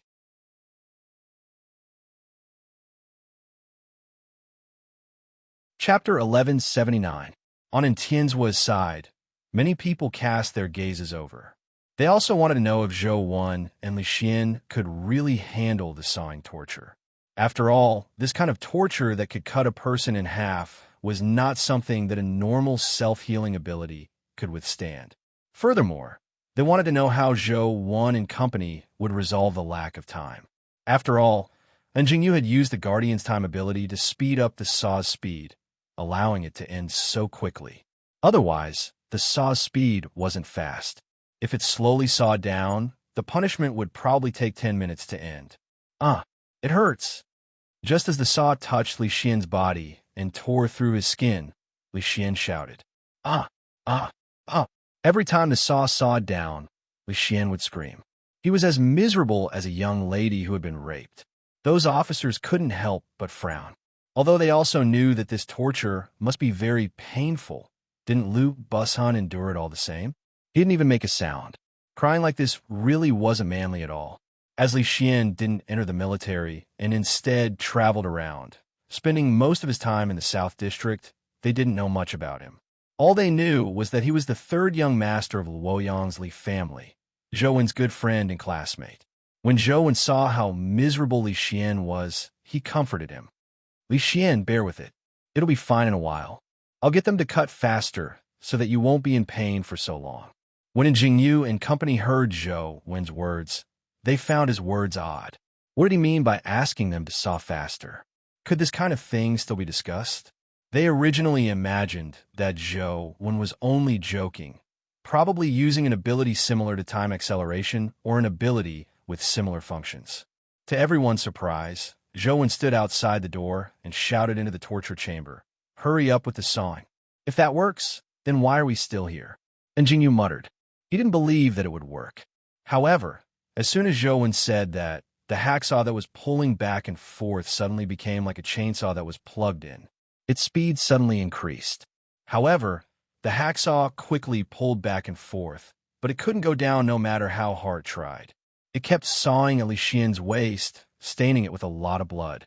It looked terrifying, but the hacksaw refused to go down. Li Xian cried out even more miserably. However, his body's self-healing ability was in no way inferior to Lu Bushan's. By the time the hacksaw stopped, he had already healed himself and passed the stage. "It really King hurts. It's killing me. Old Zhou, you have to give me more money." Li Xian walked out with a grimace. And Jingyu and company looked at Zhou Wan and Li Xian in a daze with odd expressions. This kind of thing can really be discussed. And Jingyu wore a look of puzzlement as he couldn't help but look at the second torture chamber. He was somewhat hesitant about trying Zhou Wen's method. The second torture chamber was the oil pot torture. There was a big pot in the torture chamber, and the oil inside was already boiling. If a person were to enter it, they would be fried in an instant. Lu Bustling had already been thrown in. His fat was sizzling from the frying. It had already turned golden and emitted a fragrance. This punishment would last for at least 10 minutes. And Tianzua and company definitely couldn't wait that long, so they needed Jingyu to use time acceleration to make the 10 minutes pass quickly. However, Jingyu was a little suspicious. Could he negotiate with the oil pot in the torture chamber to make it explode faster? Since Zhou Wen could negotiate, there was no reason they couldn't. If they could negotiate, they could save a lot of primordial energy to deal with the problems they might encounter later. If they really experienced all the punishments and entered the real netherworld, they would definitely encounter many problems. With this in mind, Jingyu mimicked what Zhou Wen had done and attempted to shout into the torture chamber, "Hurry up and blow it up." After he shouted, and Tianzua and company stared at the oil pot inside. They were also very curious if it could really be negotiated. However, after a while, they realized that the oil pot was still the same. There were no changes. and Jingyu's face couldn't help but turn red as he spat inwardly. I'm really blinded by greed. How can there be any negotiation? It would be a miracle if there was a negotiation. And Jingyu, what are you waiting for? Hurry up and use time acceleration. Lu Busun urged in Jingyu. The feeling of being fried wasn't pleasant. Although Lu Busun had been enduring it, the terrifying pain made him grit his teeth so hard that they nearly shattered. And Jingyu hurriedly used time acceleration to speed up the punishment. After 2 minutes, the oil pot punishment was completed and Lu Busun was teleported out of the oil pot. His golden skin and flesh had already recovered, but his forehead was covered in cold sweat. It looked like the pain had been excruciating. Just as he walked out, Li Xian dawdled his way in. As he walked, he said, "Old Zhou, you're really not nice. You didn't say that you had these things when you came. You'll definitely have to pay more." Of course, Zhou said as he thought to himself. As he spoke, he thought to himself, that's nothing. When the wooden horse punishment arrives, you can add as much as you want. When Li Xian entered the torture chamber, an invisible force immediately lifted his body and threw him into the boiling oil pot. Oil splattered everywhere as Li Xian cried out tragically. However, after a while, Jingyu and company realized that Li Xian's body hadn't been fried golden by the oil pot. Apart from being a little red, there weren't many changes. Li Xian also seemed to realize that the temperature wasn't as high as he imagined. Therefore, he quietened down and leaned his back against the oil pot. He placed his hands on the edge of the pot, as though he was taking a bath in a bathtub. Lu Busun stared blankly. One had to know that the punishment here ignored defensive skills. He could only rely on his body to withstand it. After all, he had a mythical body formed from mythical fluid. Furthermore, his body was especially strong, but he couldn't withstand the frying and was nearly fried into crispy pork. As for Li Xian, he was actually taking a bath in it. How strong is this fellow's body of flesh and blood? And Jingyu and company were secretly alarmed. Old Zhou, get them to add more fire, Li Xian shouted at Zhou from inside. He wasn't trying to show off, but he wanted to use the oil pot punishment to temper his body. The more his body endured, the stronger it would become. Add some fire, Zhou shouted into the room. If this works, I might as well just go home. And Jingyu thought to himself. However, with Zhou Wen's words, the flames under the pot suddenly surged, almost enveloping the entire pot of oil. The temperature in the pot rose rapidly, and Jingyu's eyes nearly popped out. The other officers were also dumbfounded.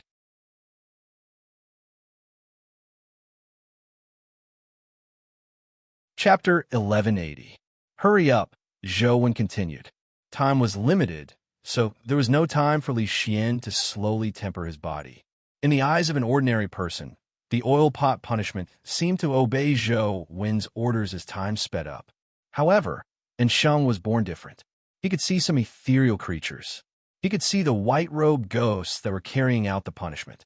When he first saw them, they were only slowly adding firewood to the bottom of the pot that ordinary humans couldn't see.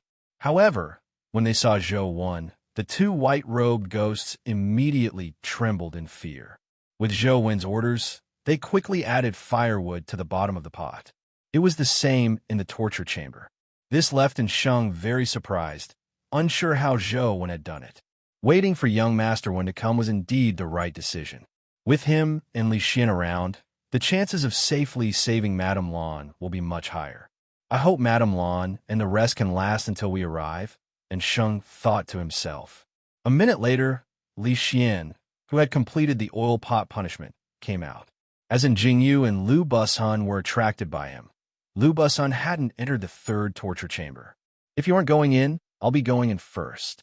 Li Xian smiled at Lu Busun before entering the third torture chamber, the nail chamber. There were 108-foot-long nails in the nail chamber. One had to nail all the nails into the body to complete the punishment. After Li Xian entered, his body was immediately restrained to the wall with his limbs stretched out. Then, a nail flew towards his left hand. On the other side, a hammer smashed the back of the nail, smashing it into Li Xian's palm and penetrating it. Li Xian let out a tragic cry and couldn't help but curse.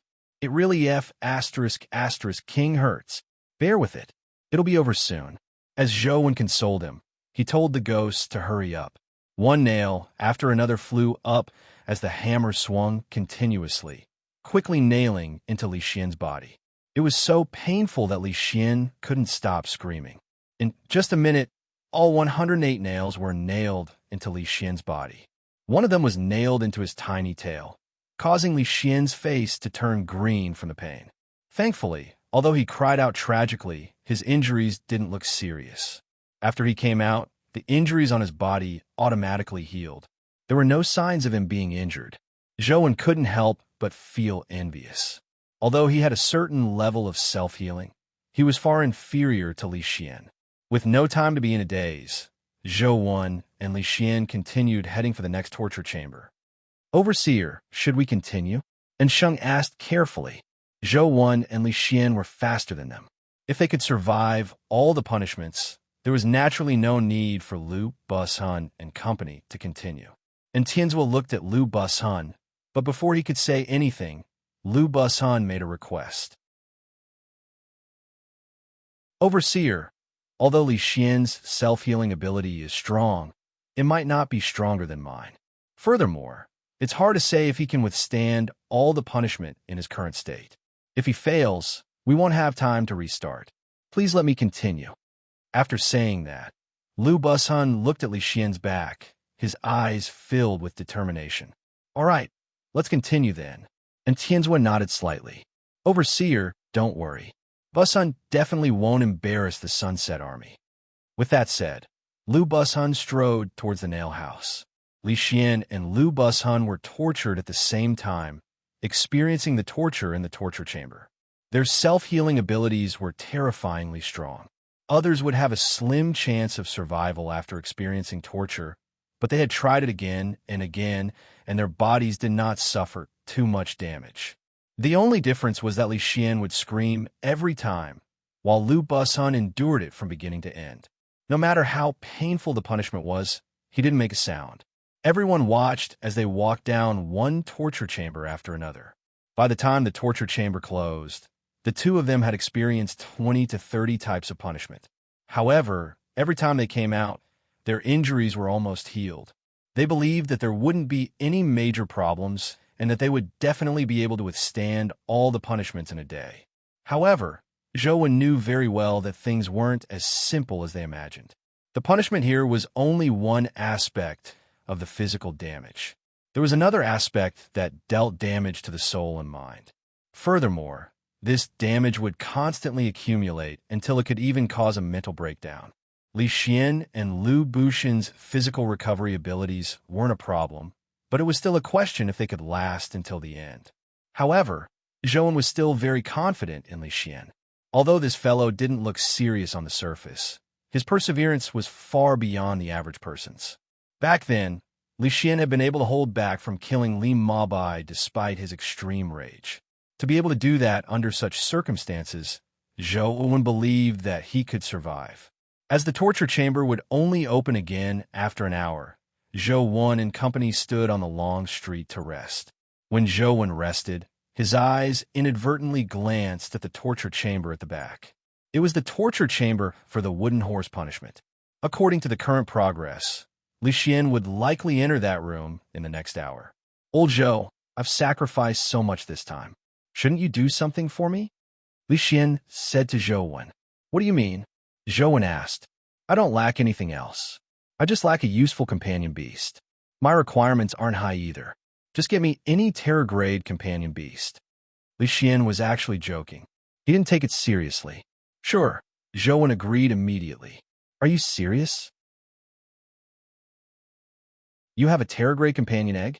Li Xian was slightly taken aback before he laughed, imagining that Zhou was joking with him. A terror-grade companion egg wasn't something that could be obtained easily. Ignoring the fact that terror-grade dimensional creatures were in those terrifying dimensional zones, it wasn't easy to kill them. Even if they could be killed, a companion egg might not drop. "Then don't bother about it. I'll definitely get you a terror-grade companion beast. However, let's make it clear. You have to help me finish this trip to Netherworld City, Zhou said. Why? Don't you have confidence in me? Why are you using this method to encourage me? Li Xian said unhappily. Just tell me if you can finish it. Zhou knew that as long as Li Xian could finish it, he would definitely help him finish it. He only wanted to take this opportunity to give Li Xian a companion beast. Definitely not a problem, Li Xian said confidently. Liu Busan and company didn't believe his words. Li Xian's tragic cry was still echoing in their ears. All right, give me your hand, Zhou said. What? Do you want to read my palm? Li Xian extended his hand and looked at Zhou in puzzlement, unsure what he was up to. Zhou pressed his hand on Li Xian's hand and circulated the sky-stealing, sun-shifting art.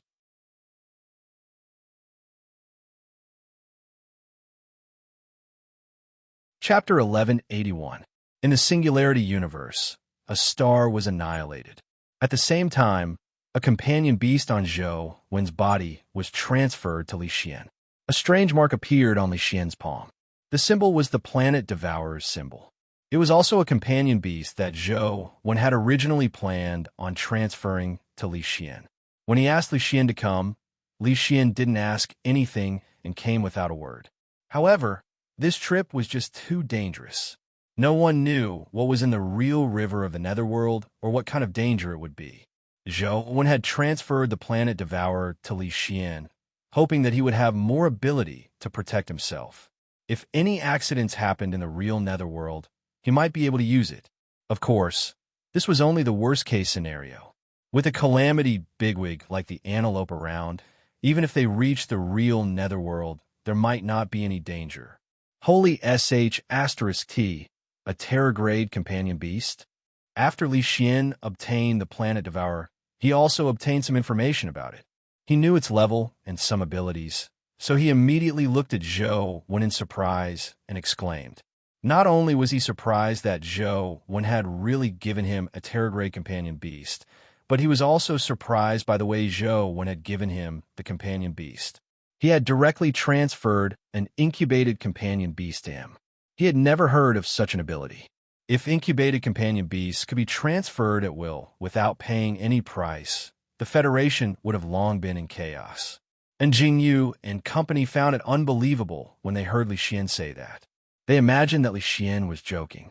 After all, they had never heard of giving away incubated companion beasts, much less a Terrorgrade companion beast. Why are you giving me this thing? Take it back, Li Xian said with a frown. I only give it to others, not take it back. If you don't want it, why don't you send it back to me? Zhou said with a smile. All right, you have money. You could be willful. It's a waste not to take it, Li Xian said. You can't take it for nothing. No matter what, you have to help me complete this trip, Zhou said seriously. That's nothing, Li Xian said with a smile. Li Xian didn't summon the planet devourer. He only tested the glove's state and didn't activate its devouring ability before putting it away. An hour later, the torture chamber opened again. Li Xian strode to the next torture chamber and mumbled, "Remember to look for me again if there's such a good thing next time." "All right, I'll definitely look for you," Zhou replied with a smile. One torture chamber after another passed. Although Li Xian cried out miserably, he managed to survive. Finally, he arrived in front of the wooden horse punishment room. Li Xian looked inside and saw the wooden horse with a horn on its back. Immediately, his expression changed. Just as he was about to retreat, Zhou kicked him into the wooden stable. "Holy sh**t, Zhou, you tricked me." Li Xian's cursing came to an abrupt halt. Then, there was a tragic cry before there was dead silence. "Hurry up and finish it." Zhou didn't look inside as he covered his eyes with his hand and shouted at the person inside. A minute later, Li Xian limped out. His eyes were filled with tears, and he looked like he had nothing left to live for. He looked like a lady who had been defiled by 100 burly men. His lips trembled as he held his but with one hand and pointed at Zhou with the other. After a while, he said, "F***CKU. Ahem. Form is emptiness. Emptiness is form. All external objects are fleeting. They don't exist. They don't exist." Zhou lowered his head and spoke like an old monk. "Don't exist, my ass. My first time is gone just like that. I feel like I'm no longer pure. I'm already dirty. Li Xian looked up at a 45-degree angle as though he was holding back his tears. Don't worry. No one saw me. I'm covering my eyes, Zhou Wen said with an obsequious smile. Cover my ass. The gap between your fingers is bigger than a canyon, Li Xian said angrily. Ahem. Can't you heal yourself? It's fine.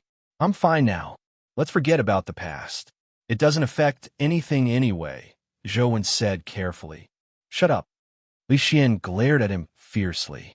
Tell me honestly, is there still such a punishment in the future? Probably. Maybe. There's still. Zhou Wen said. I'm done, Li Xian said angrily. You have already taken all the companion beasts. Didn't you say that there's absolutely no problem? Isn't this a problem? Zhou Wen said. Li Xian's lips moved, but he didn't say a word for a while. Finally, he said hatefully, I've boarded your pirate ship.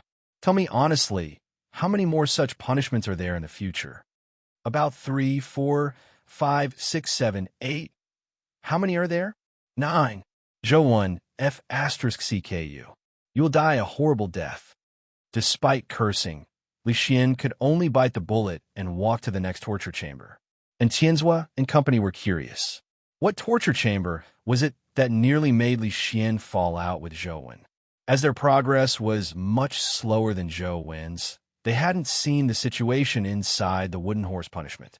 When they walked over to take a look, their expressions immediately changed as they looked at Lu Busan with odd expressions. Lu Bushan's face was also somewhat pale as he felt his throat go dry. His lips moved, but he didn't say anything. All he did was swallow a mouthful of saliva. Let's go over first. In the end, Tianzhua gave the order to lead the others over, leaving Lu Busan and Jingyu in front of the wooden horse punishment chamber. Lu Busan closed his eyes, gritted his teeth, and rushed into the torture chamber. In an hour, Li Xian could withstand more than 30 punishments, while Lu Busan could withstand more than 20. It was mainly because Jingyu's time acceleration wasn't as effective as Zhou Wen's, so Lu Busan was slower. As he endured more than half of the torture, everyone could clearly sense that something was amiss with Lu Busan. Although his body looked like it had recovered, his expression was ugly. His expression had turned extremely hideous, and his body seemed to tremble slightly. Commander Lu, there's no need to force yourself, and Tianzhua said to Lu Busan. Lu Busan looked at Li Xian in front of him. Although Li Xian kept screaming, he had persisted. Furthermore, his condition didn't look as bad as Lu Bushan's. Overseer, don't worry. I can still hold on. I won't embarrass our Sunset Army, Lu Busan said as he strode to the next torture chamber. However, when Lu Busan came out, he looked even more dispirited. What does he persevere? Lu Busan now knew the horror of continuous torture. Every time he was tortured, he felt as though he had entered hell. The pain had already exceeded the limits of human pain tolerance. Furthermore, as the number of times he was tortured increased, the pain constantly increased. Now, Lu Busan looked at the torture chamber's door and felt a sense of horror. It was as though it wasn't a door, but the entrance to purgatory.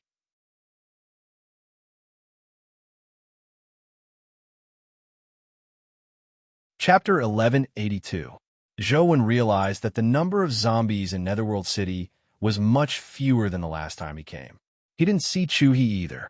Could it be that Chu-He's soul has been destroyed and there's no way for him to revive? Zhou Wen knew that the zombies in Netherworld City would constantly revive and repeat their lives of torture. However, every time they died, a portion of their memories would be erased. Now that Chu-He had vanished, there was a high chance that he was completely dead. There was no chance of revival. As Zhou Wen was observing, he suddenly heard a tragic scream. However, this time, the scream wasn't from Li Xian, but from Lu Busan. Zhou Wen turned his head and saw that Lu Busan wasn't in the torture chamber. He was already outside, but he was sitting there paralyzed. He held his head with both hands as his body trembled violently. He let out a terrified cry. Old Lu, are you all right? You're already out. An officer who was on good terms with Lu Busan immediately pounced forward and shook Lu Bushan's hand. Gradually, Lu Bushun finally recovered. His eyes focused again as he gradually regained his vitality. He stopped screaming and his body stopped trembling. However, his hands were still trembling involuntarily. "Overseer, I'll rest for 2 minutes before we continue," Lu Bushun said as he struggled to stand up. "There's no need to continue. Rest," and Tianzua said. "Overseer, I can do it. I just need to rest for a while," Lu Bushun hurriedly said. "That's all. This is an order," and Tianzua said expressionlessly. "Yes, Overseer." Lu Bushun bowed and had no choice but to stop. In fact, Lu Bushun knew that it was really difficult for him to continue. Even if he forced himself to continue, he probably wouldn't be able to last more than a few rooms before going crazy. Looking at Li Xian, he had already exceeded more than 20 torture chambers. Although Li Xian's screams could still be heard, he had managed to hold on. Lu Bushun's situation didn't happen, and Tianzua glanced at the room Lu Bushun had come out of. It was the 134th torture chamber. It was still more than 100 points away from the 239th torture chamber, but Lu Bushun was already at his limits. The difference was just too great. And in front of him, Li Xian happened to come out of the torture chamber and was still bickering with Zhou Wen. Lu Bushun's situation didn't happen. None of the 3 brothers of the Li family are simple characters. It's a pity that the eldest of the Li family died too early. Otherwise, the Li family would definitely be able to dominate a region. And Tianzua sighed. Li Xian and young master would have an extremely good relationship. In the future, the Li family will likely contribute to Luoyang. "This is a good thing," and Sheng said. "That depends on whether we can return alive this time." And Tianzua also knew that there would be great danger this time. "With you and young master when around, we will definitely be able to return alive," and Sheng said firmly. And Tianzua didn't say a word as he looked at Zhou Wen and Li Xian. Whether they could enter the real netherworld depended on them. Li Xian entered the torture chamber again. Although he was still chatting and laughing like before, Zhou Wen could sense that he was under immense pressure. Continuously enduring punishment and randomly enduring punishment were 2 different things. The damage to the mind and soul would continue to accumulate. Even if one rested for an hour in between, there was no way to expel the damage. He could only rely on his mental strength and faith to survive. Apart from that, there was no other way. Li Xian's cries were still tragic, but amidst the tragic cries, there was an additional chill that left one's heart cold. Zhou Wen knew that he was truly in pain, and it was the kind that he couldn't take it anymore. There are still 23 torture chambers left. There are still 3 more times that the torture chambers can be opened today. Including this time, there's more than enough time. It all depends on whether Li Xian can hold on. Zhou Wen counted the torture chambers behind him. "Do you want to rest for a while?" "There's still plenty of time," Zhou Wen asked after some thought when he saw Li Xian come out. Li Xian shook his head. He wasn't injured, but his face was pale. However, there was a strange flush on his cheeks. "Continue," Li Xian said as he walked to the next torture chamber. And Tianzua and company had already rushed over. Their hearts were racing as they watched Li Xian suffer the torture. Even a seasoned soldier like Lu Bushun couldn't withstand the pain of punishment. He had long broken down. The fact that Li Xian could last until now had already impressed them. However, Li Xian's situation looked worse and worse. They were somewhat worried that Li Xian wouldn't be able to last until the end. When Li Xian came out again, his legs gave way and he nearly fell to the ground. Zhou Wen was quick to react. He went forward to stop him. Li Xian wasn't injured and had strength, but his mind was already in a terrible state. How many torture chambers are left?" Li Xian asked again. 22, Zhou Wen answered. "Continue." Li Xian pushed Zhou Wen's hand away and walked in again. This time, the torture chamber was a burning punishment. In the torture chamber, there was a huge metal pillar that had been burned. After Li Xian entered, he was tied to the metal pillar. His hands and feet hugged the metal pillar as his face and body pressed against it. Sizzle. White smoke rose from Li Xian's body. At the same time, there was a charred smell. In an instant, Li Xian no longer looked human. Just looking at him made one's legs go limp, much less Li Xian, who was being tortured. It was hard to imagine how much pain he was in. However, Li Xian didn't scream now. Zhou, when ordered punishment, goes to speed up, but the punishment had to be firm for 10 minutes. Even if punishment ghost wanted to speed up, there was no way to do so. Zhou when came in front of Tianzhua and pointed at Jingyu. Lend him to me. Any conditions are fine. He wasn't good at accelerating time, so he could only seek help from others to speed up Li Xian's torture. This is my family's matter to begin with, and Tianzhua said and ordered. And Tianzhua ordered. Jingyu, cooperate with him and complete the rest of the punishment. Yes. And Jingyu quickly went forward and used time acceleration on the burning rod. However, time acceleration could only speed up time, but it couldn't shorten it. The pain Li Xian suffered didn't lessen. Amidst the time acceleration, a black carapace suddenly appeared on Li Xian's body. The black carapace quickly enveloped his body. When Zhou saw the carapace on Li Xian's body, his heart couldn't help but tighten. Li Xian's life, soul, and Wheel of Destiny were very unique. Others' life, souls, and Wheel of Destiny were separate, but his was one. It was somewhat similar to Zhou situation, but it wasn't completely the same. The carapace could be said to be his second life.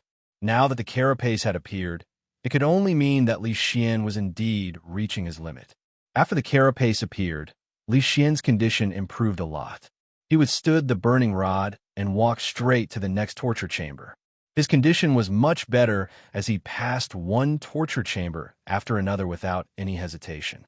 His expression couldn't be seen under the carapace, but from his trembling body, it could be seen that he was doing his best to endure the pain.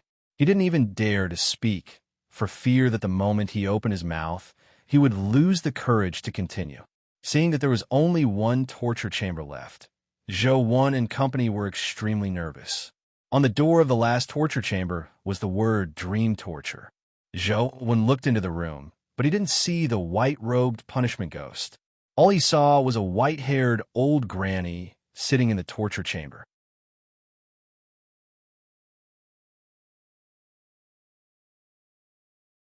Chapter 1183. What kind of punishment is dream torture?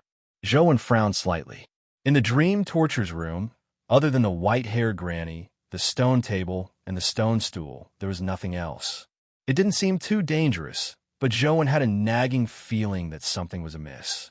He pulled back Li Xian, who was about to step into the torture chamber. "What are you doing?" Li Xian's voice was somewhat hoarse. Zhou could sense his body trembling slightly. It was an uncontrollable spasm. It wasn't because of his body's injuries, but because of the immense psychological pressure.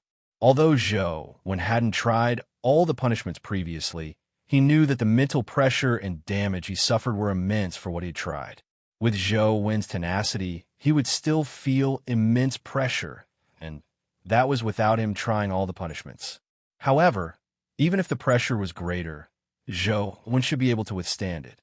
However, his recovery speed wasn't as strong as Li Xian's.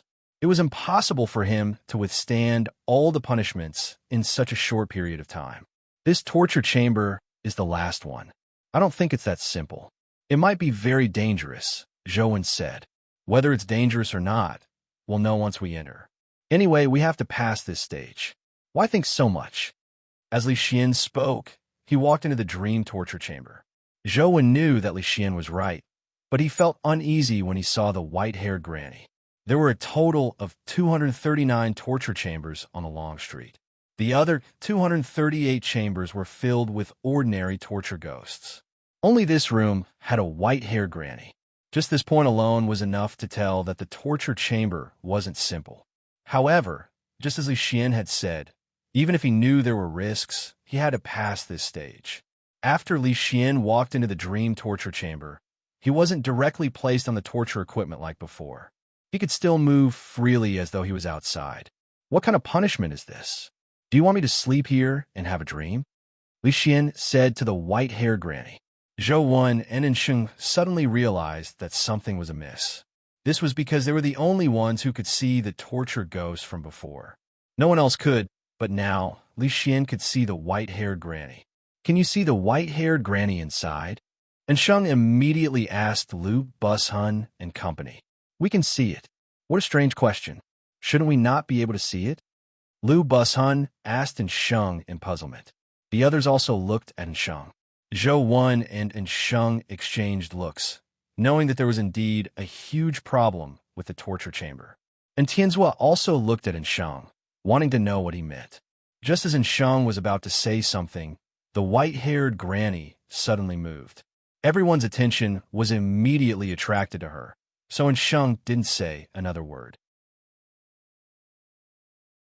The white-haired old lady took out a teacup and a teapot out of nowhere and placed the teacup on the stone table in front of her.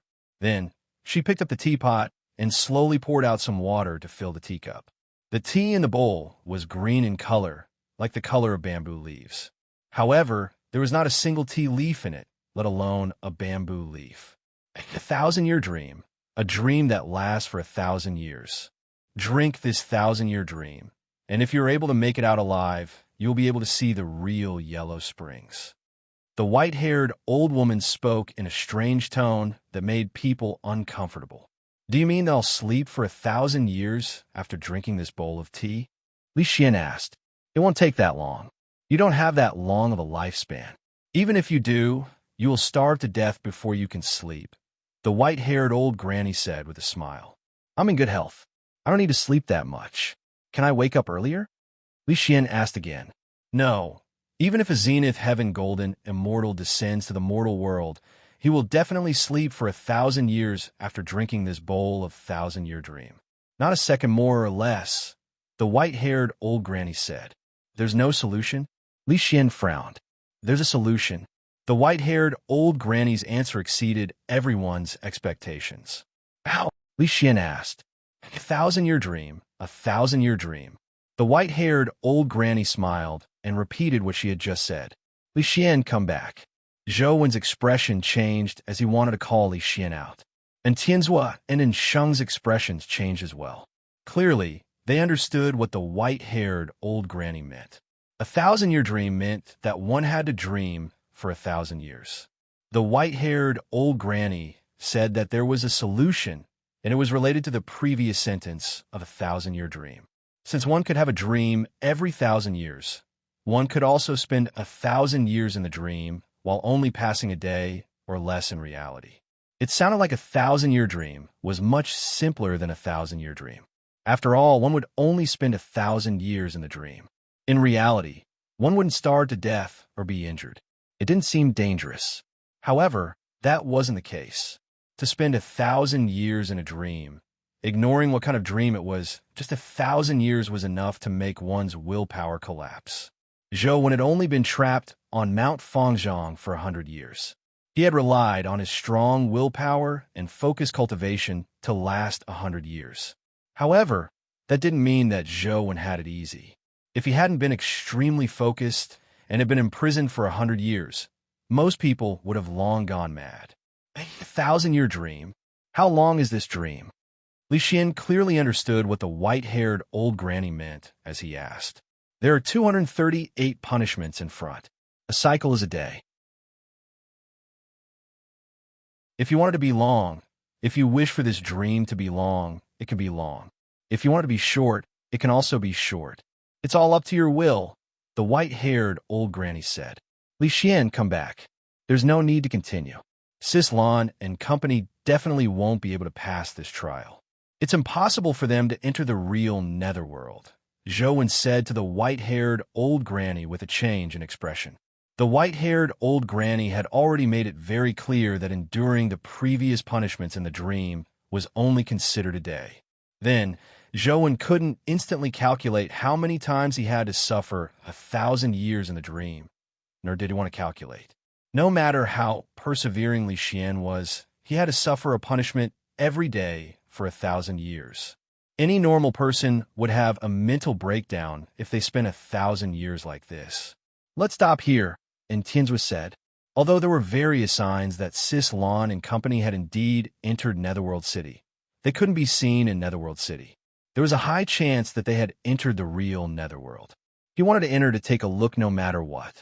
However, such a punishment wasn't something humans could withstand, and Tianzhua wasn't willing to see Li Xian send himself to death for nothing. However, Li Xian had no intention of leaving the torture chamber. He turned his head to look at Zhou Wan and said, "Since Sis Lan and company have entered Netherworld City, there's no other possibility. They must have entered the real Netherworld. Since we're here, we have to take a look."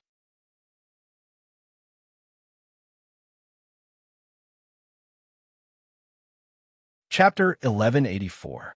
Zhou Wen's figure flashed as he teleported into the dream torture chamber to pull Li Xian out.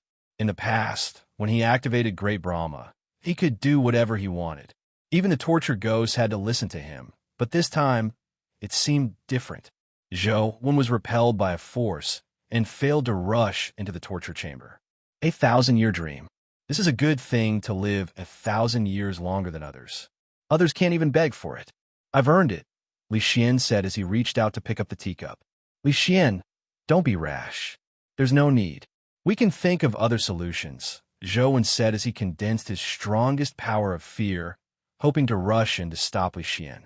However, for some reason, this torture chamber was completely different from the previous torture chambers. The power of fear couldn't break through it all. "Old Zhou, don't be anxious. I'll be out soon. If I don't come out in time, go out and wait for me," Li Xian said as he drank the bowl of 1,000-year dream, leaving nothing behind. "Good tea." Li Xian licked his lips. Just as he finished speaking, he fell to the ground and fell asleep. "Release him."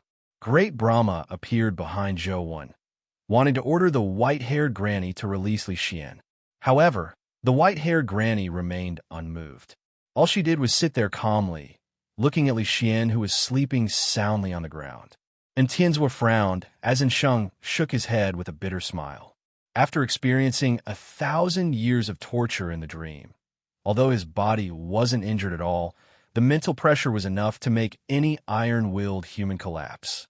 And Sheng and Tianzhua were both people with extremely strong willpower, but they didn't dare say that they could definitely withstand it.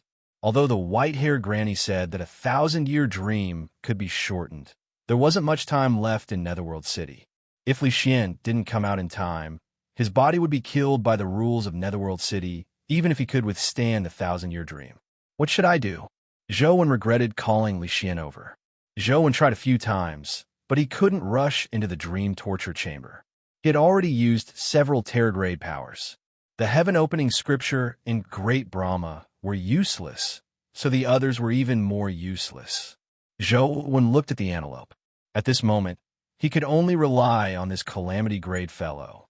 When the antelope saw Zhou Wen looking at it, it immediately turned its head to the side and pretended not to see him. This bastard. Zhou Wen was somewhat helpless. However, from the antelope's expression, he knew that the white-haired granny in the dream torture chamber definitely had a terrifying background. She was definitely a calamity-grade existence. "Come on, come on. Let's do it together."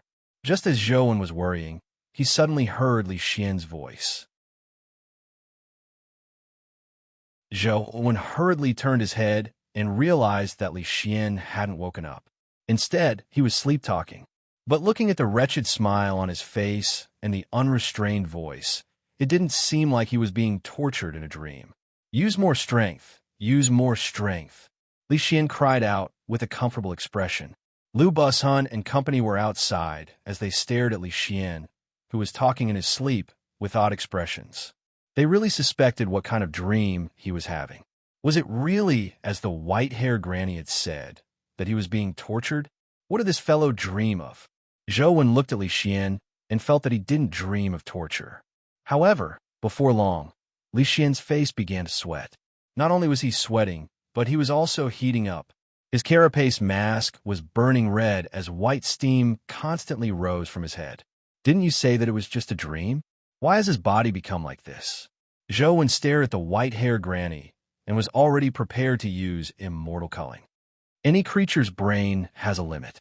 Under normal circumstances, the brain can only think about one thing. However, in the 1,000-year dream, time passes too quickly in the dream, while time in reality is too slow. This causes his brain to need to complete the mental work that should have taken a few years or even decades to a century in an extremely short period of time. "It's already very rare that his brain didn't explode," the white-haired granny said. "Why didn't you say anything before?" Zhou asked with a heavy expression. If you need others to say everything and don't think about it yourself, why do you still have a head? The white-haired granny said indifferently. Li Xian's carapace helmet was about to burn. Zhou knew that he couldn't wait any longer. Otherwise, even if he could save Li Xian, he would probably be burned into an idiot. Just as he was about to draw his sword, he suddenly saw Li Xian's carapace suddenly flash with a strange light. With Li Xian's head as the starting point, points of light flowed out like streams of data. They instantly flowed through Li Xian's entire body, making his entire body seem to turn into points of data. This power is... Zhou was slightly taken aback as he found this power somewhat familiar. Soon, Zhou recalled why it looked familiar. Although this power had Li Xian's original strength attribute, it also had the strength attribute of another creature. Alpha. Zhou immediately realized what had happened. Back then, the Guardian Alpha, who was like a nanomachine, had possessed Li Xian. In the end, in order to preserve his life, he had formed a contract with Li Xian in a strange form. Alpha had played a part in Li Xian's advancement to the mythical stage. Now, the power that erupted from Li Xian's body was not only Li Xian's own strength attribute, but also Alpha's strength attribute. However, the two powers had already fused. Li Xian's body seemed to have turned into a stream of data. His entire body seemed to be formed from countless glowing points of light, making him look extremely illusory and unreal. With Zhou's eyesight, he could clearly see that Li Xian's body could no longer be called a human's body. The cells on his body seemed to have turned into nanomachines. It was impossible for a human brain to handle so much work in such a short period of time. But now, Li Xian was like a super AI as he rapidly processed all sorts of data streams. As his body's digitization became more and more powerful, Zhou also sensed the fluctuations of the Terror Grade. Have you advanced to the Terror Grade? Zhou looked at Li Xian in surprise and delight. He didn't know if he could survive the 1,000-year dream after advancing to the Terror Grade. In the eyes of Lu Bushun and company, the glowing Li Xian was gradually turning transparent. Finally, he completely vanished as though he had turned invisible. Terror transformation? And Jingyu looked at the spot where Li Xian had vanished in horror and finally couldn't help but shout. At present, there weren't many humans who could reach the Terror Grade. Most of them were humans who had contracted guardians and provided for guardians to advance to the Terror Grade. Humans who advanced to the Terror Grade purely by themselves were also very rare, even if they used mythical fluid. Li Xian was clearly different from the people who had contracted guardians. He had transformed his body into the terror form, not just a guardian. End of this chapter.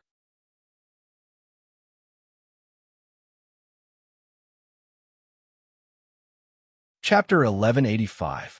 Zhou could see Li Xian in his terror form. He saw the data streams on his body constantly flicker like an AI that was performing high-speed calculations.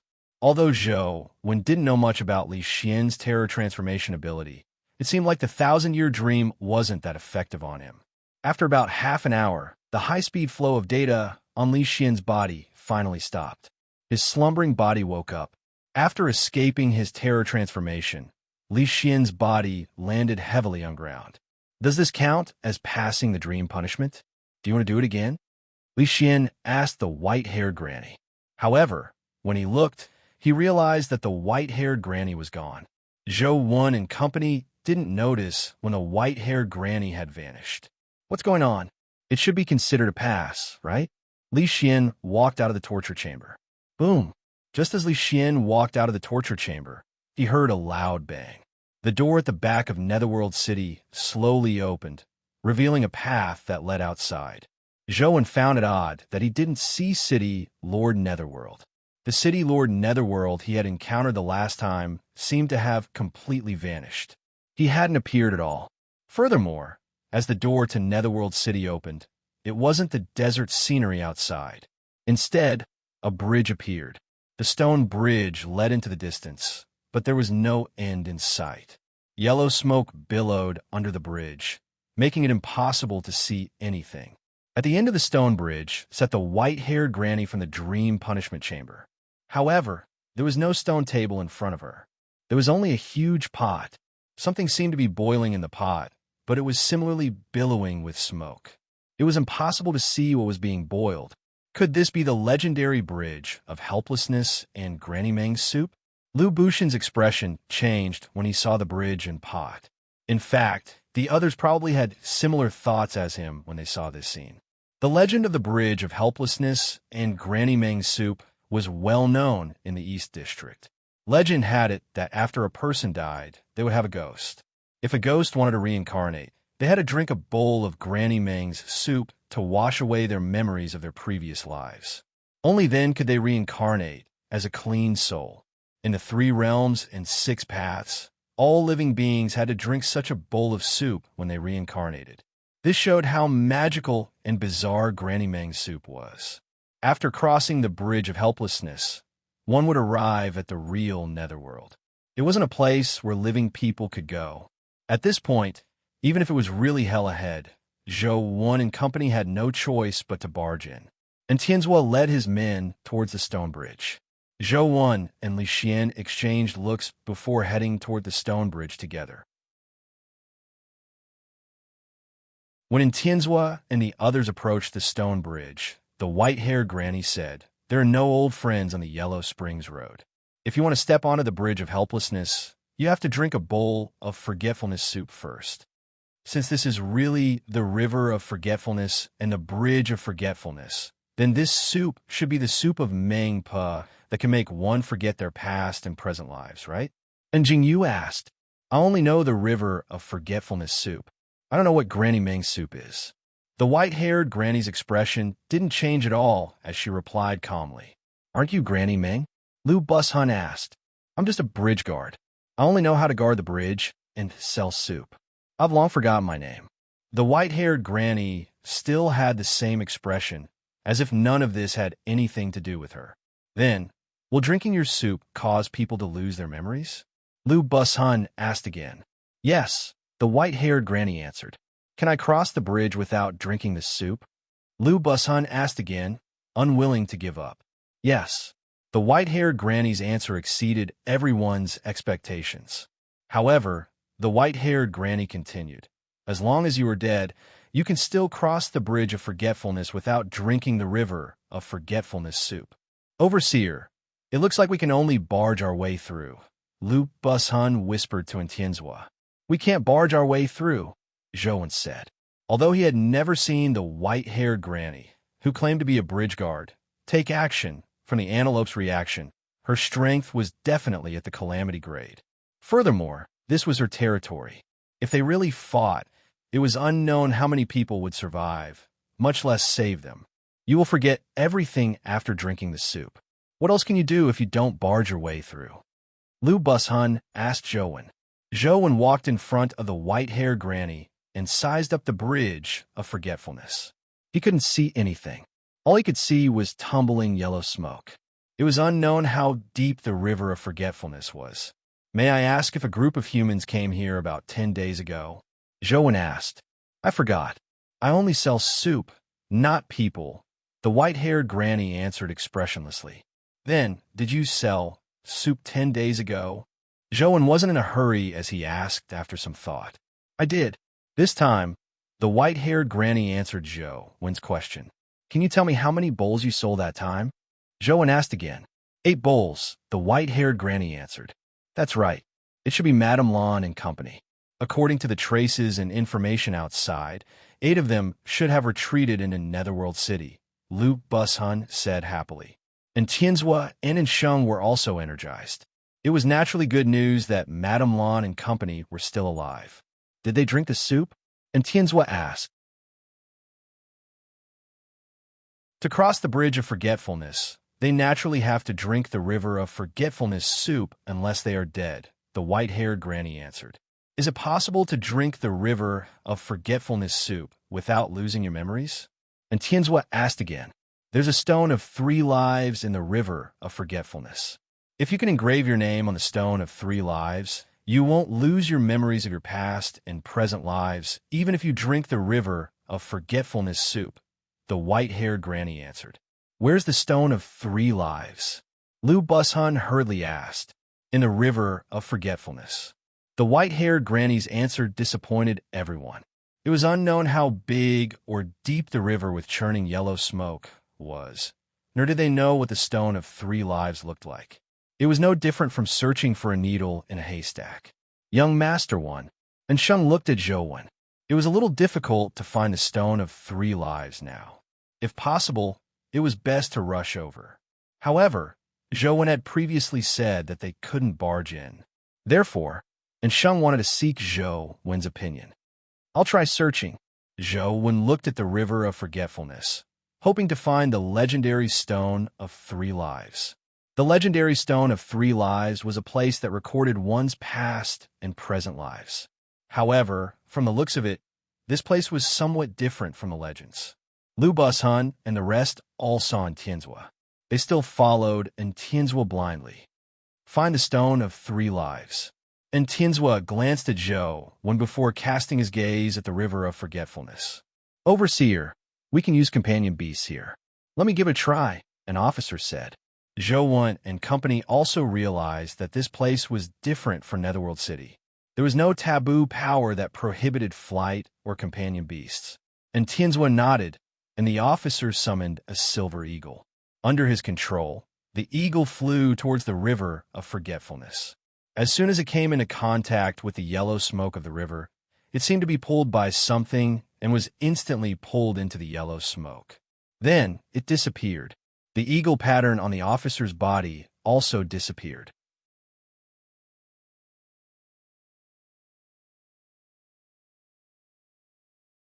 Chapter 1186. And Tianzhua's subordinate tried a few more times, but the outcome was the same every time. Regardless of the attribute, breed, or level of the companion beast, as long as it approached the smoke of the river of forgetfulness, it would immediately fall into the river and vanish. It didn't even cause a ripple. It was useless for the companion beasts to attack the river of forgetfulness. All the attacks vanished without a trace the moment they entered the river of forgetfulness. It was unknown how deep the river of forgetfulness was. It was impossible to even enter the river of forgetfulness, much less search for the stone of 3 lives in the river. Zhou Wen and Li Xian also summoned some low-level companion beasts and got them to approach the river of forgetfulness. However, just like in Tianzhua, none of the companion beasts could survive in the river of forgetfulness.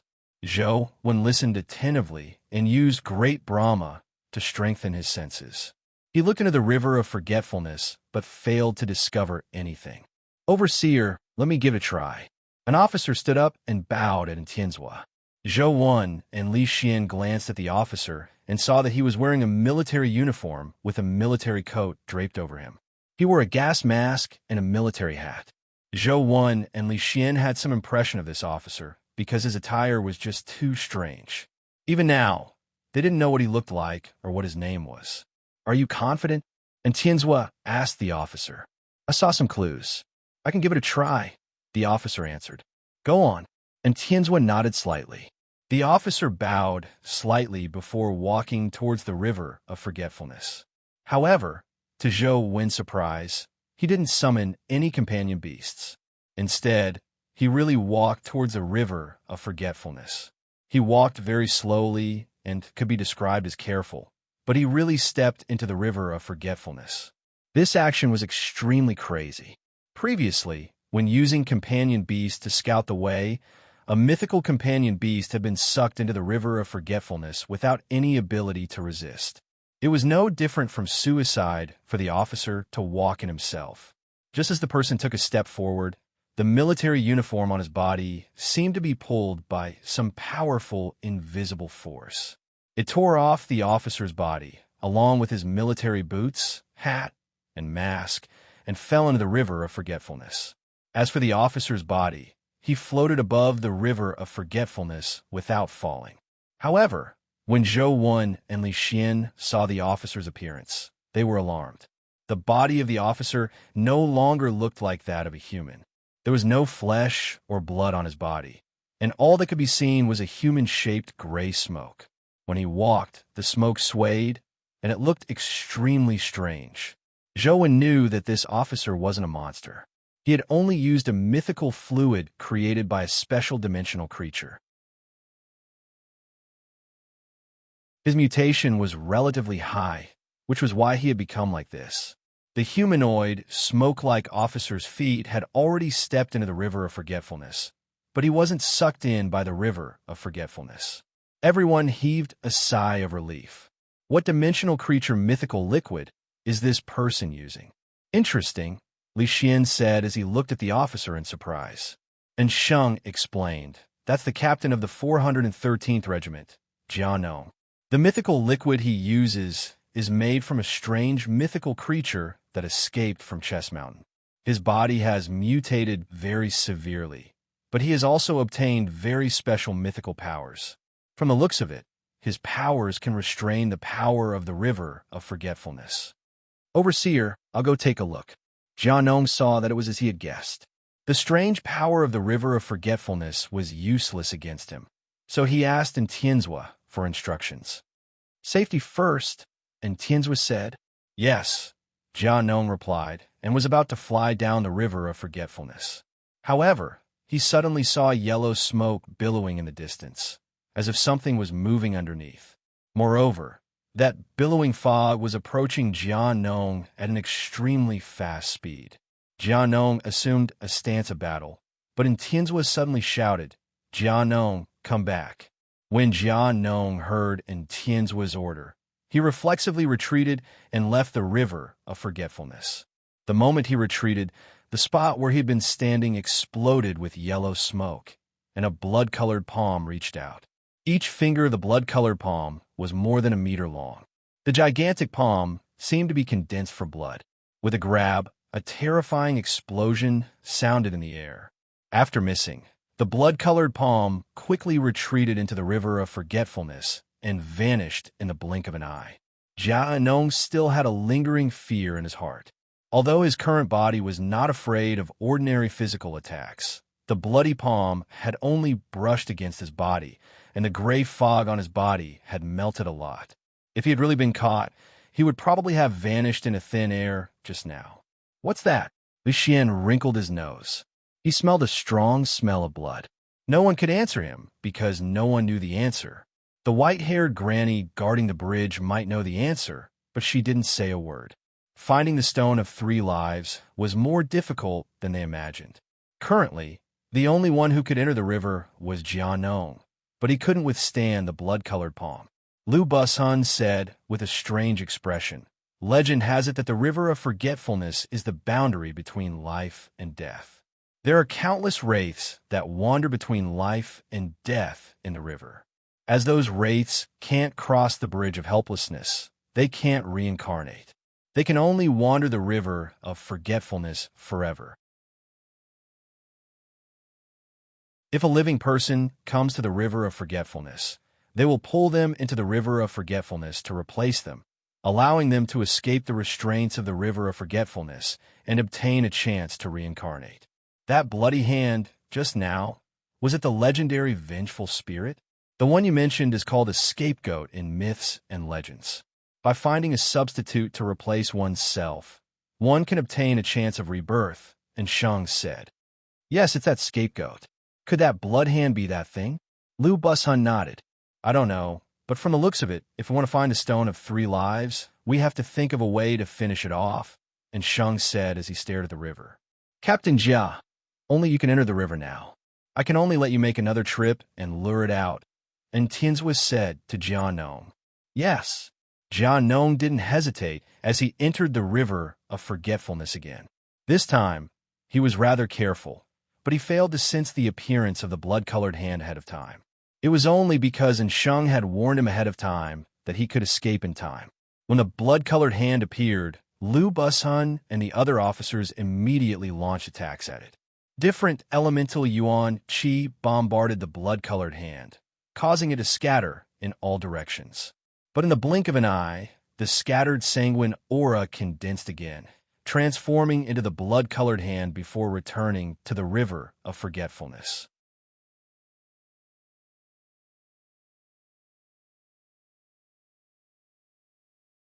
Chapter 1187. Seeing that their attacks were ineffective, everyone was somewhat dumbfounded. And Tianzua frowned and said, "From the looks of it, the blood-colored hand should be a creature like a scapegoat.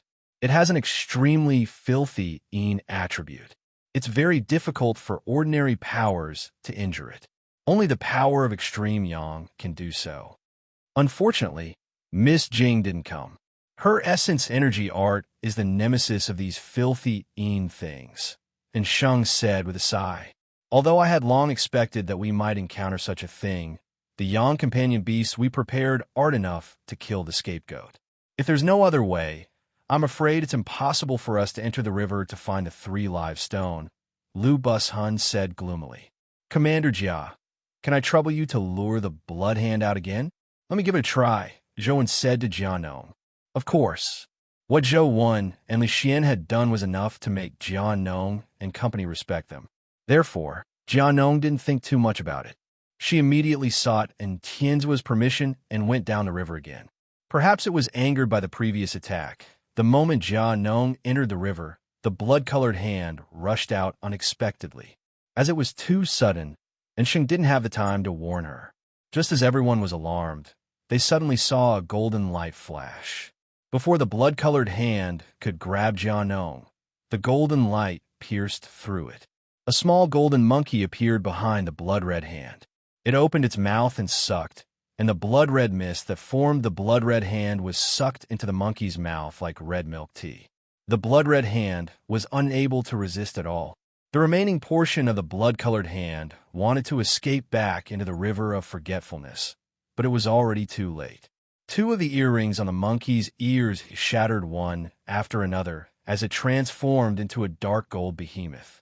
Golden light radiated from its body, and wherever the golden light went, it dispersed the yellow fog above the river of forgetfulness, revealing a huge blood-colored ghost shadow below.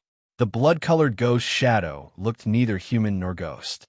It hid in the river, and one of its palms had already been severed. Truth Listener roared and charged above the blood-colored ghost that was fleeing in fear. It opened its mouth and swallowed the blood-colored ghost like it was eating jelly. "That's the companion beast that fought Tian. Human Emperor. Could Zhou Wan be Human Emperor?" When Jingyu saw Truth Listener transform, he suddenly jolted as he thought of something unbelievable. He widened his eyes and couldn't help but look at Zhou Wan, who was standing by the river of forgetfulness. It wasn't just Jingyu. Anyone who had seen Truth Listener's battle with Tian recognized its appearance. After all, Truth Listener's appearance and battle back then were too shocking. It was a terrifying existence that could fight a calamity grade. Even 5 years later, no human had heard of such a companion beast. No wonder, so that's how it is. No wonder even the instruments of torture in the Yellow City Spring had to listen to young Master Wen's orders. So young Master Wen is His Majesty. I really didn't expect, Lu Bushun said happily. The way everyone looked at Zhou Wan changed. If they were only respectful before, now their eyes seemed to have the word worship written on them. Being able to fight alongside the human sovereign gave them a sense of glory. Adjutant, is young Master Wen really that lord? Lu Bushun was somewhat unsure as he whispered to Sheng. If you think so, then so be it. If you don't think so, then so be it, and Sheng said ambiguously. Lu Bushun was somewhat depressed as his heart felt like it was being scratched by a cat. As for Truth Listener, it had already displayed its might on the river of forgetfulness. Truth Listener charged into the river of forgetfulness. Wherever it passed, the yellow smoke would be melted by the golden light on its body, revealing one scapegoat after another. However, Truth Listener had an extremely strong restraining effect on dimensional creatures like scapegoats. As long as the scapegoats approached it, they would be immediately devoured. It was like a fiend celestial. The scapegoats that were originally terrifying now gave people a weak and pitiful feeling. After charging for a while, Truth Listener suddenly realized that there was a strange stone standing by the river where the smoke had dissipated. The stone was 30 feet tall and stood alone very close to the riverbank. However, it was different from ordinary river rocks. The stone was red in color, and its shape resembled a baby in swaddling clothes. There was even a faint red glow emitting from the stone. Previously, it had been obscured by the yellow smoke and scapegoats in the river, making it impossible to see its existence.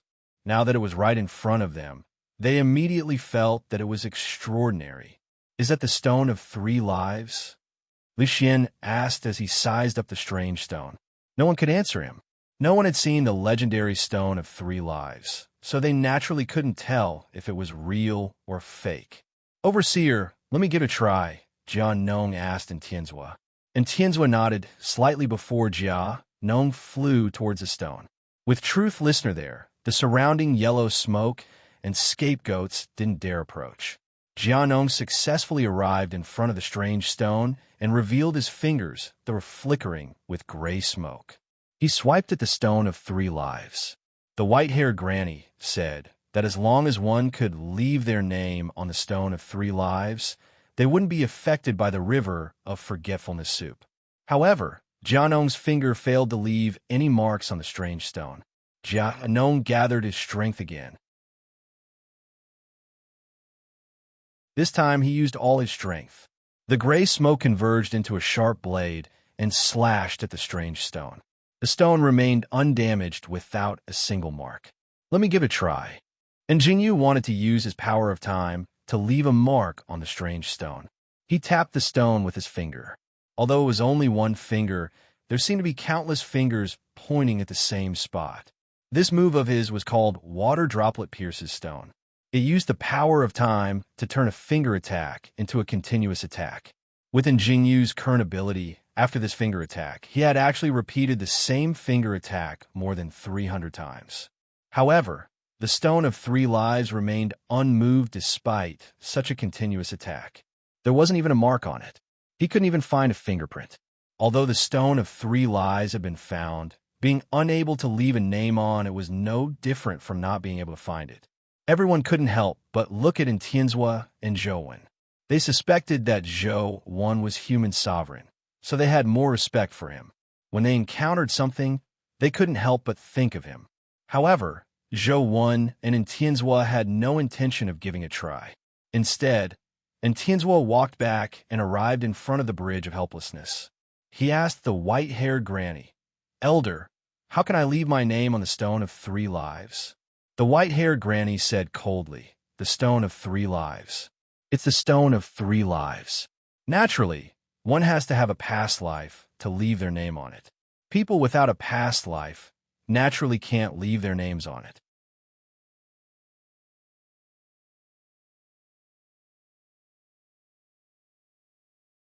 Chapter 1188. Do people really have a past life?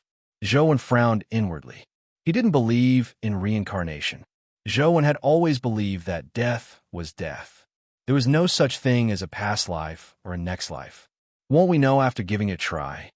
Li Xian was very curious as he ran to the 3 life stone to give it a try. However, just like in Jingyu and company, he failed to leave a mark on the 3 life stone. It's indeed a lie. How can I not have a past life? I must have been an emperor in my previous life with 3 palaces and 6 courtyards, Li Xian muttered hatefully. And Tianzhua also got the remaining officers to give it a try, but just like in Jingyu, none of them were able to leave a mark on the 3 life stone. Everyone felt that it was very likely that they had been deceived by the white-haired granny. However, when it was in Sheng's turn, and Sheng's finger touched the 3 life stone, the extremely hard 3 life stone, which no weapon could damage, seemed to turn into sand. And Sheng's fingers sank into it with a gentle touch. And Sheng was slightly taken aback before he casually wrote his name on it. After Sheng finished writing his name, his finger left the 3 life stone. The name on the 3 life stone flashed with golden light before vanishing. Is that considered a success? Everyone looked at the 3 life stone and Sheng in surprise. And Tianzhua also went up to give it a try, but just like the other officers, he failed to leave any marks on the 3 life stone. This doesn't make sense. Isn't it said that all creatures can reincarnate?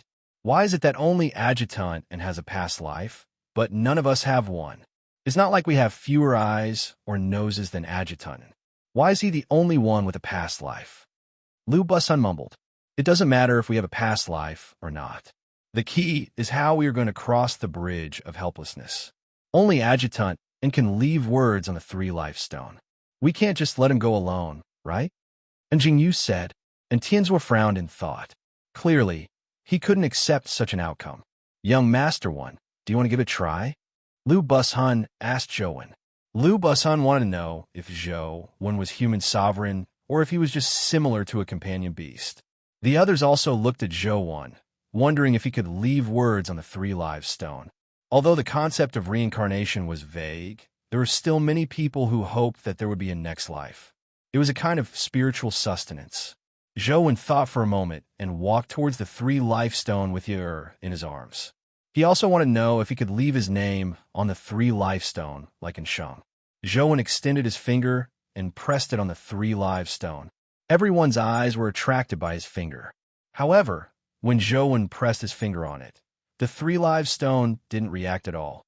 Clearly, he was someone without a past life.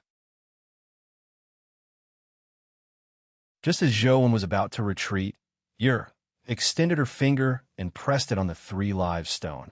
The hard rock of the 3-live stone turned extremely soft under Yer's finger. Soon, Yer wrote the word Yer on the 3-live stone. Could it be that reincarnation really exists in this world? Zhou had a strange feeling when he saw this. Yer was considered half human, half ghost, but when she was first born, legend had it that she was the reincarnation of the Gu god.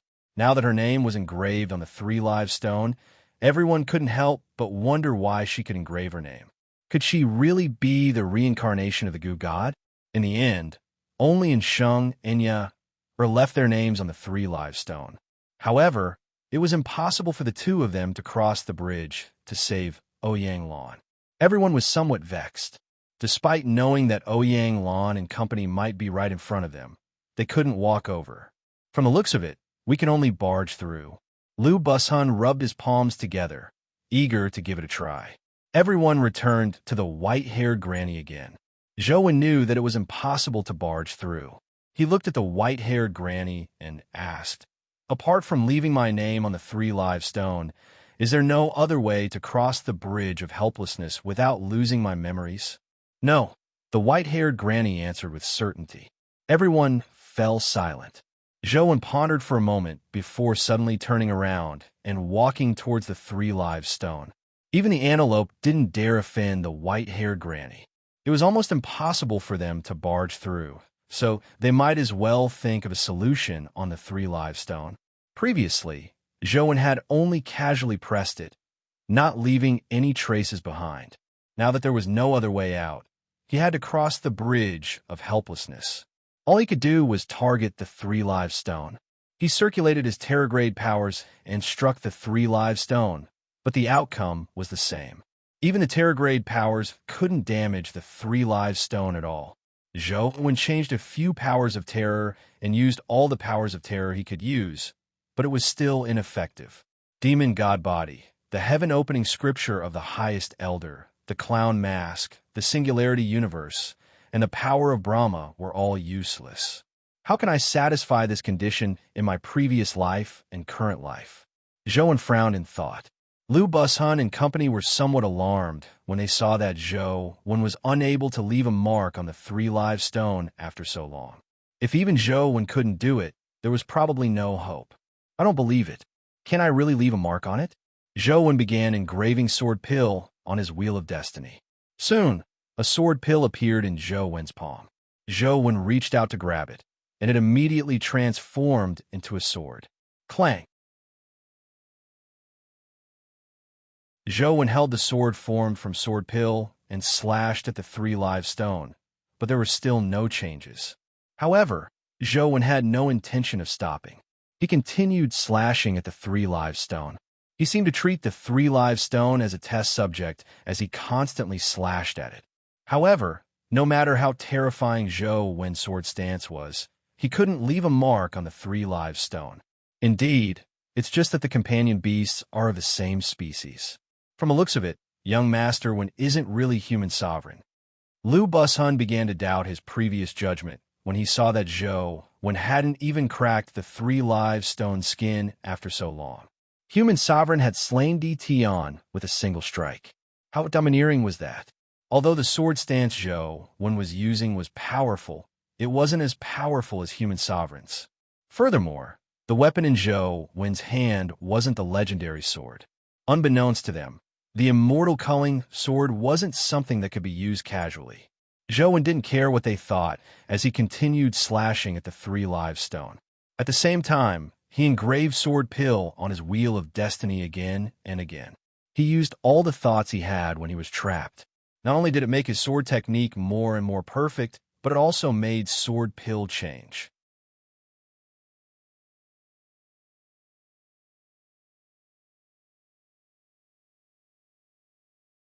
Chapter 1189. Although Sword Pill was in the form of a sword, its essence was a chi refinement technique. It was a dermic formulation that absorbed the heaven and earth aura for one's own use. Ancient chi refinement warriors pursued chi refinement to strengthen themselves so as to reach the illusory realm of longevity. Although he had never heard of any chi refinement warrior reaching the realm of longevity, they continued the humans' belief in survival. Zhou Wen's transformation of chi into a sword wasn't so much like practicing a sword art, but it was more like he was transforming his beliefs into a sword. I use the psyche sword. With a thought, I can live and die. I only wish for my thoughts to be clear in this life. What has my previous life and future life got to do with me? Zhou Wen drew Sword Pill over and over again, hoping to draw it into the shape of a sword. At that moment, what Zhou Wen was engraving wasn't the shape of a sword, but his beliefs. The sword was like him, and the sword was like his heart. The stronger his heart was, the stronger the sword's sharpness. It's better to take from the straight than seek from the crooked. The sword that Zhou Wen engraved was neutral and calm. The sword was straight, the most traditional sword style of the East District. The sword was like the person. This sword was a portrayal of Zhou Wen himself. However, the sword engraved on the Wheel of Destiny didn't help Sword Pill advance to the Terror grade. What's missing? What's missing? Zhou Wen reflected on himself. He had spent relatively little time on the chi refinement technique and Sword Pill after 100 years of meditation. It wasn't because Zhou Wen didn't like using swords, but because the chi refinement technique was too monotonous. The word practice and the word enlightenment were enough to summarize the essence of this essence energy art. However, with his body trapped, Zhou Wen could only think but not practice. Without practice, he would lack the most basic link. It was difficult for him to improve further, so Zhou Wen didn't spend too much time on the chi refinement technique. Zhou Wen slashed down again and again, engraving Sword Pill over and over again. The Sword Pill he drew was slightly different every time, but he failed to stabilize it on the Wheel of Destiny. Clearly, he hadn't truly found his heart of the sword. What is my heart of the sword? Slaughter? Protect? Do whatever I want? It doesn't seem to be either. Zhou Wen realized that he didn't seem to understand his heart. It had been a long time since Zhou Wen had failed like this. The previous few essence energy arts had successfully transformed into terror forms, making him feel somewhat smug. He felt that it was only a matter of time before the remaining essence energy arts transformed into terror forms. It still doesn't work? Zhou Wen was somewhat disappointed when the Sword Pill engraved on the Wheel of Destiny vanished again. Sometimes the hardest thing to understand was not the opponent, but oneself, because people could see others but not themselves. Before the advent of mirrors, no one knew what they looked like. It could be said that they were the most familiar strangers. Using a mirror as a mirror, I can see one's appearance. Using a person as a mirror, I can see one's heart. I haven't met someone who can let me see myself. I'm afraid it'll be difficult for me to condense a true sword heart. Zhou Wen's mind was in turmoil. He knew where his flaws were, but he had no intention of giving up. He wanted to find another way. Since I haven't understood my heart, can I use other methods to replace it? Zhou Wen thought of the immortal culling sword.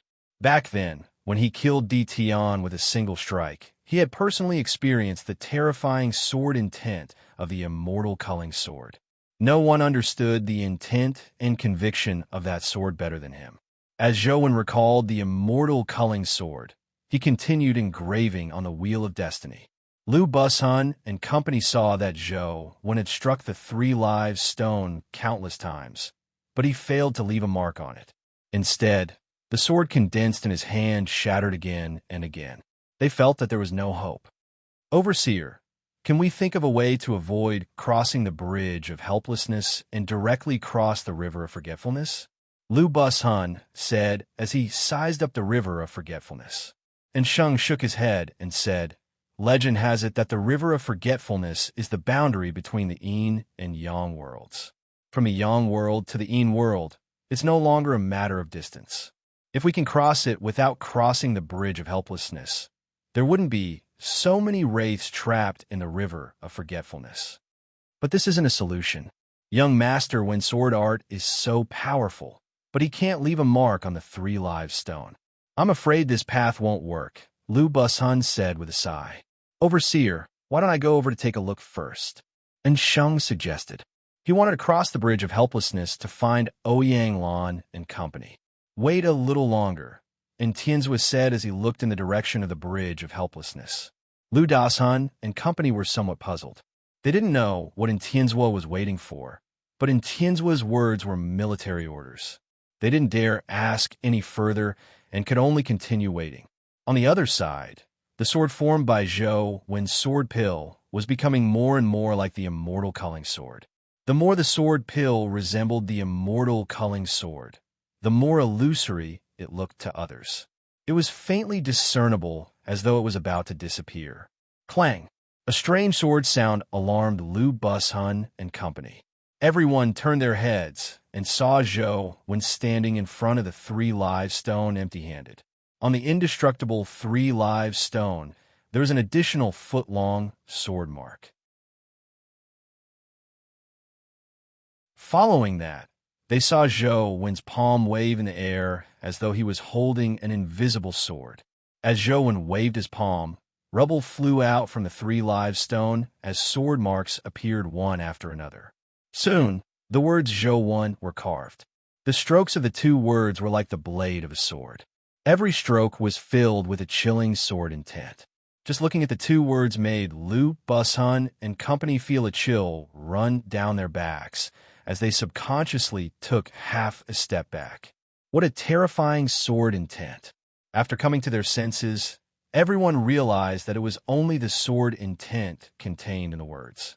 The words Zhou Wen were carved on the 3 lives stone, but they didn't disappear like in Sheng and Yuer's names. It was unknown if the name carved in such a manner was effective. "Ah, Sheng, I'll cross the bridge with you to take a look." Zhou Wen retracted the terror sword pill and secretly glanced at the information on his phone. Terror form. Incomplete sword pill S-grade. Although the name was somewhat problematic, it was within expectations. After all, this was a terror sword pill he had formed by imitating the immortal culling sword, not a manifestation of his own sword heart. If it wasn't for the fact that he had no time to wait, Zhou Wen wouldn't have chosen this path. It was safer to advance to the terror form with his sword heart. "Overseer, why don't I go over with young Master Wen to take a look?" And Sheng asked in Tianzua again. And Tianzua didn't answer in Sheng as he looked at the white-haired granny and asked, "Does the name engraved count?" "Just leave your name," the white-haired granny said calmly. When Tianzua heard that, he turned around and walked towards the 3 lives stone. As he walked towards it, a strange figure appeared behind him. It was a white humanoid armored creature. It floated behind Tianzua and had a device that looked like a rocket thruster on its back. It held a sword in one hand and a weapon that looked like a Gatling gun in the other. It looked like a modern single-soldier robot. You're tuning in to the Warrior Lore YouTube channel. Don't forget to subscribe and join us on this journey to catch the most captivating stories.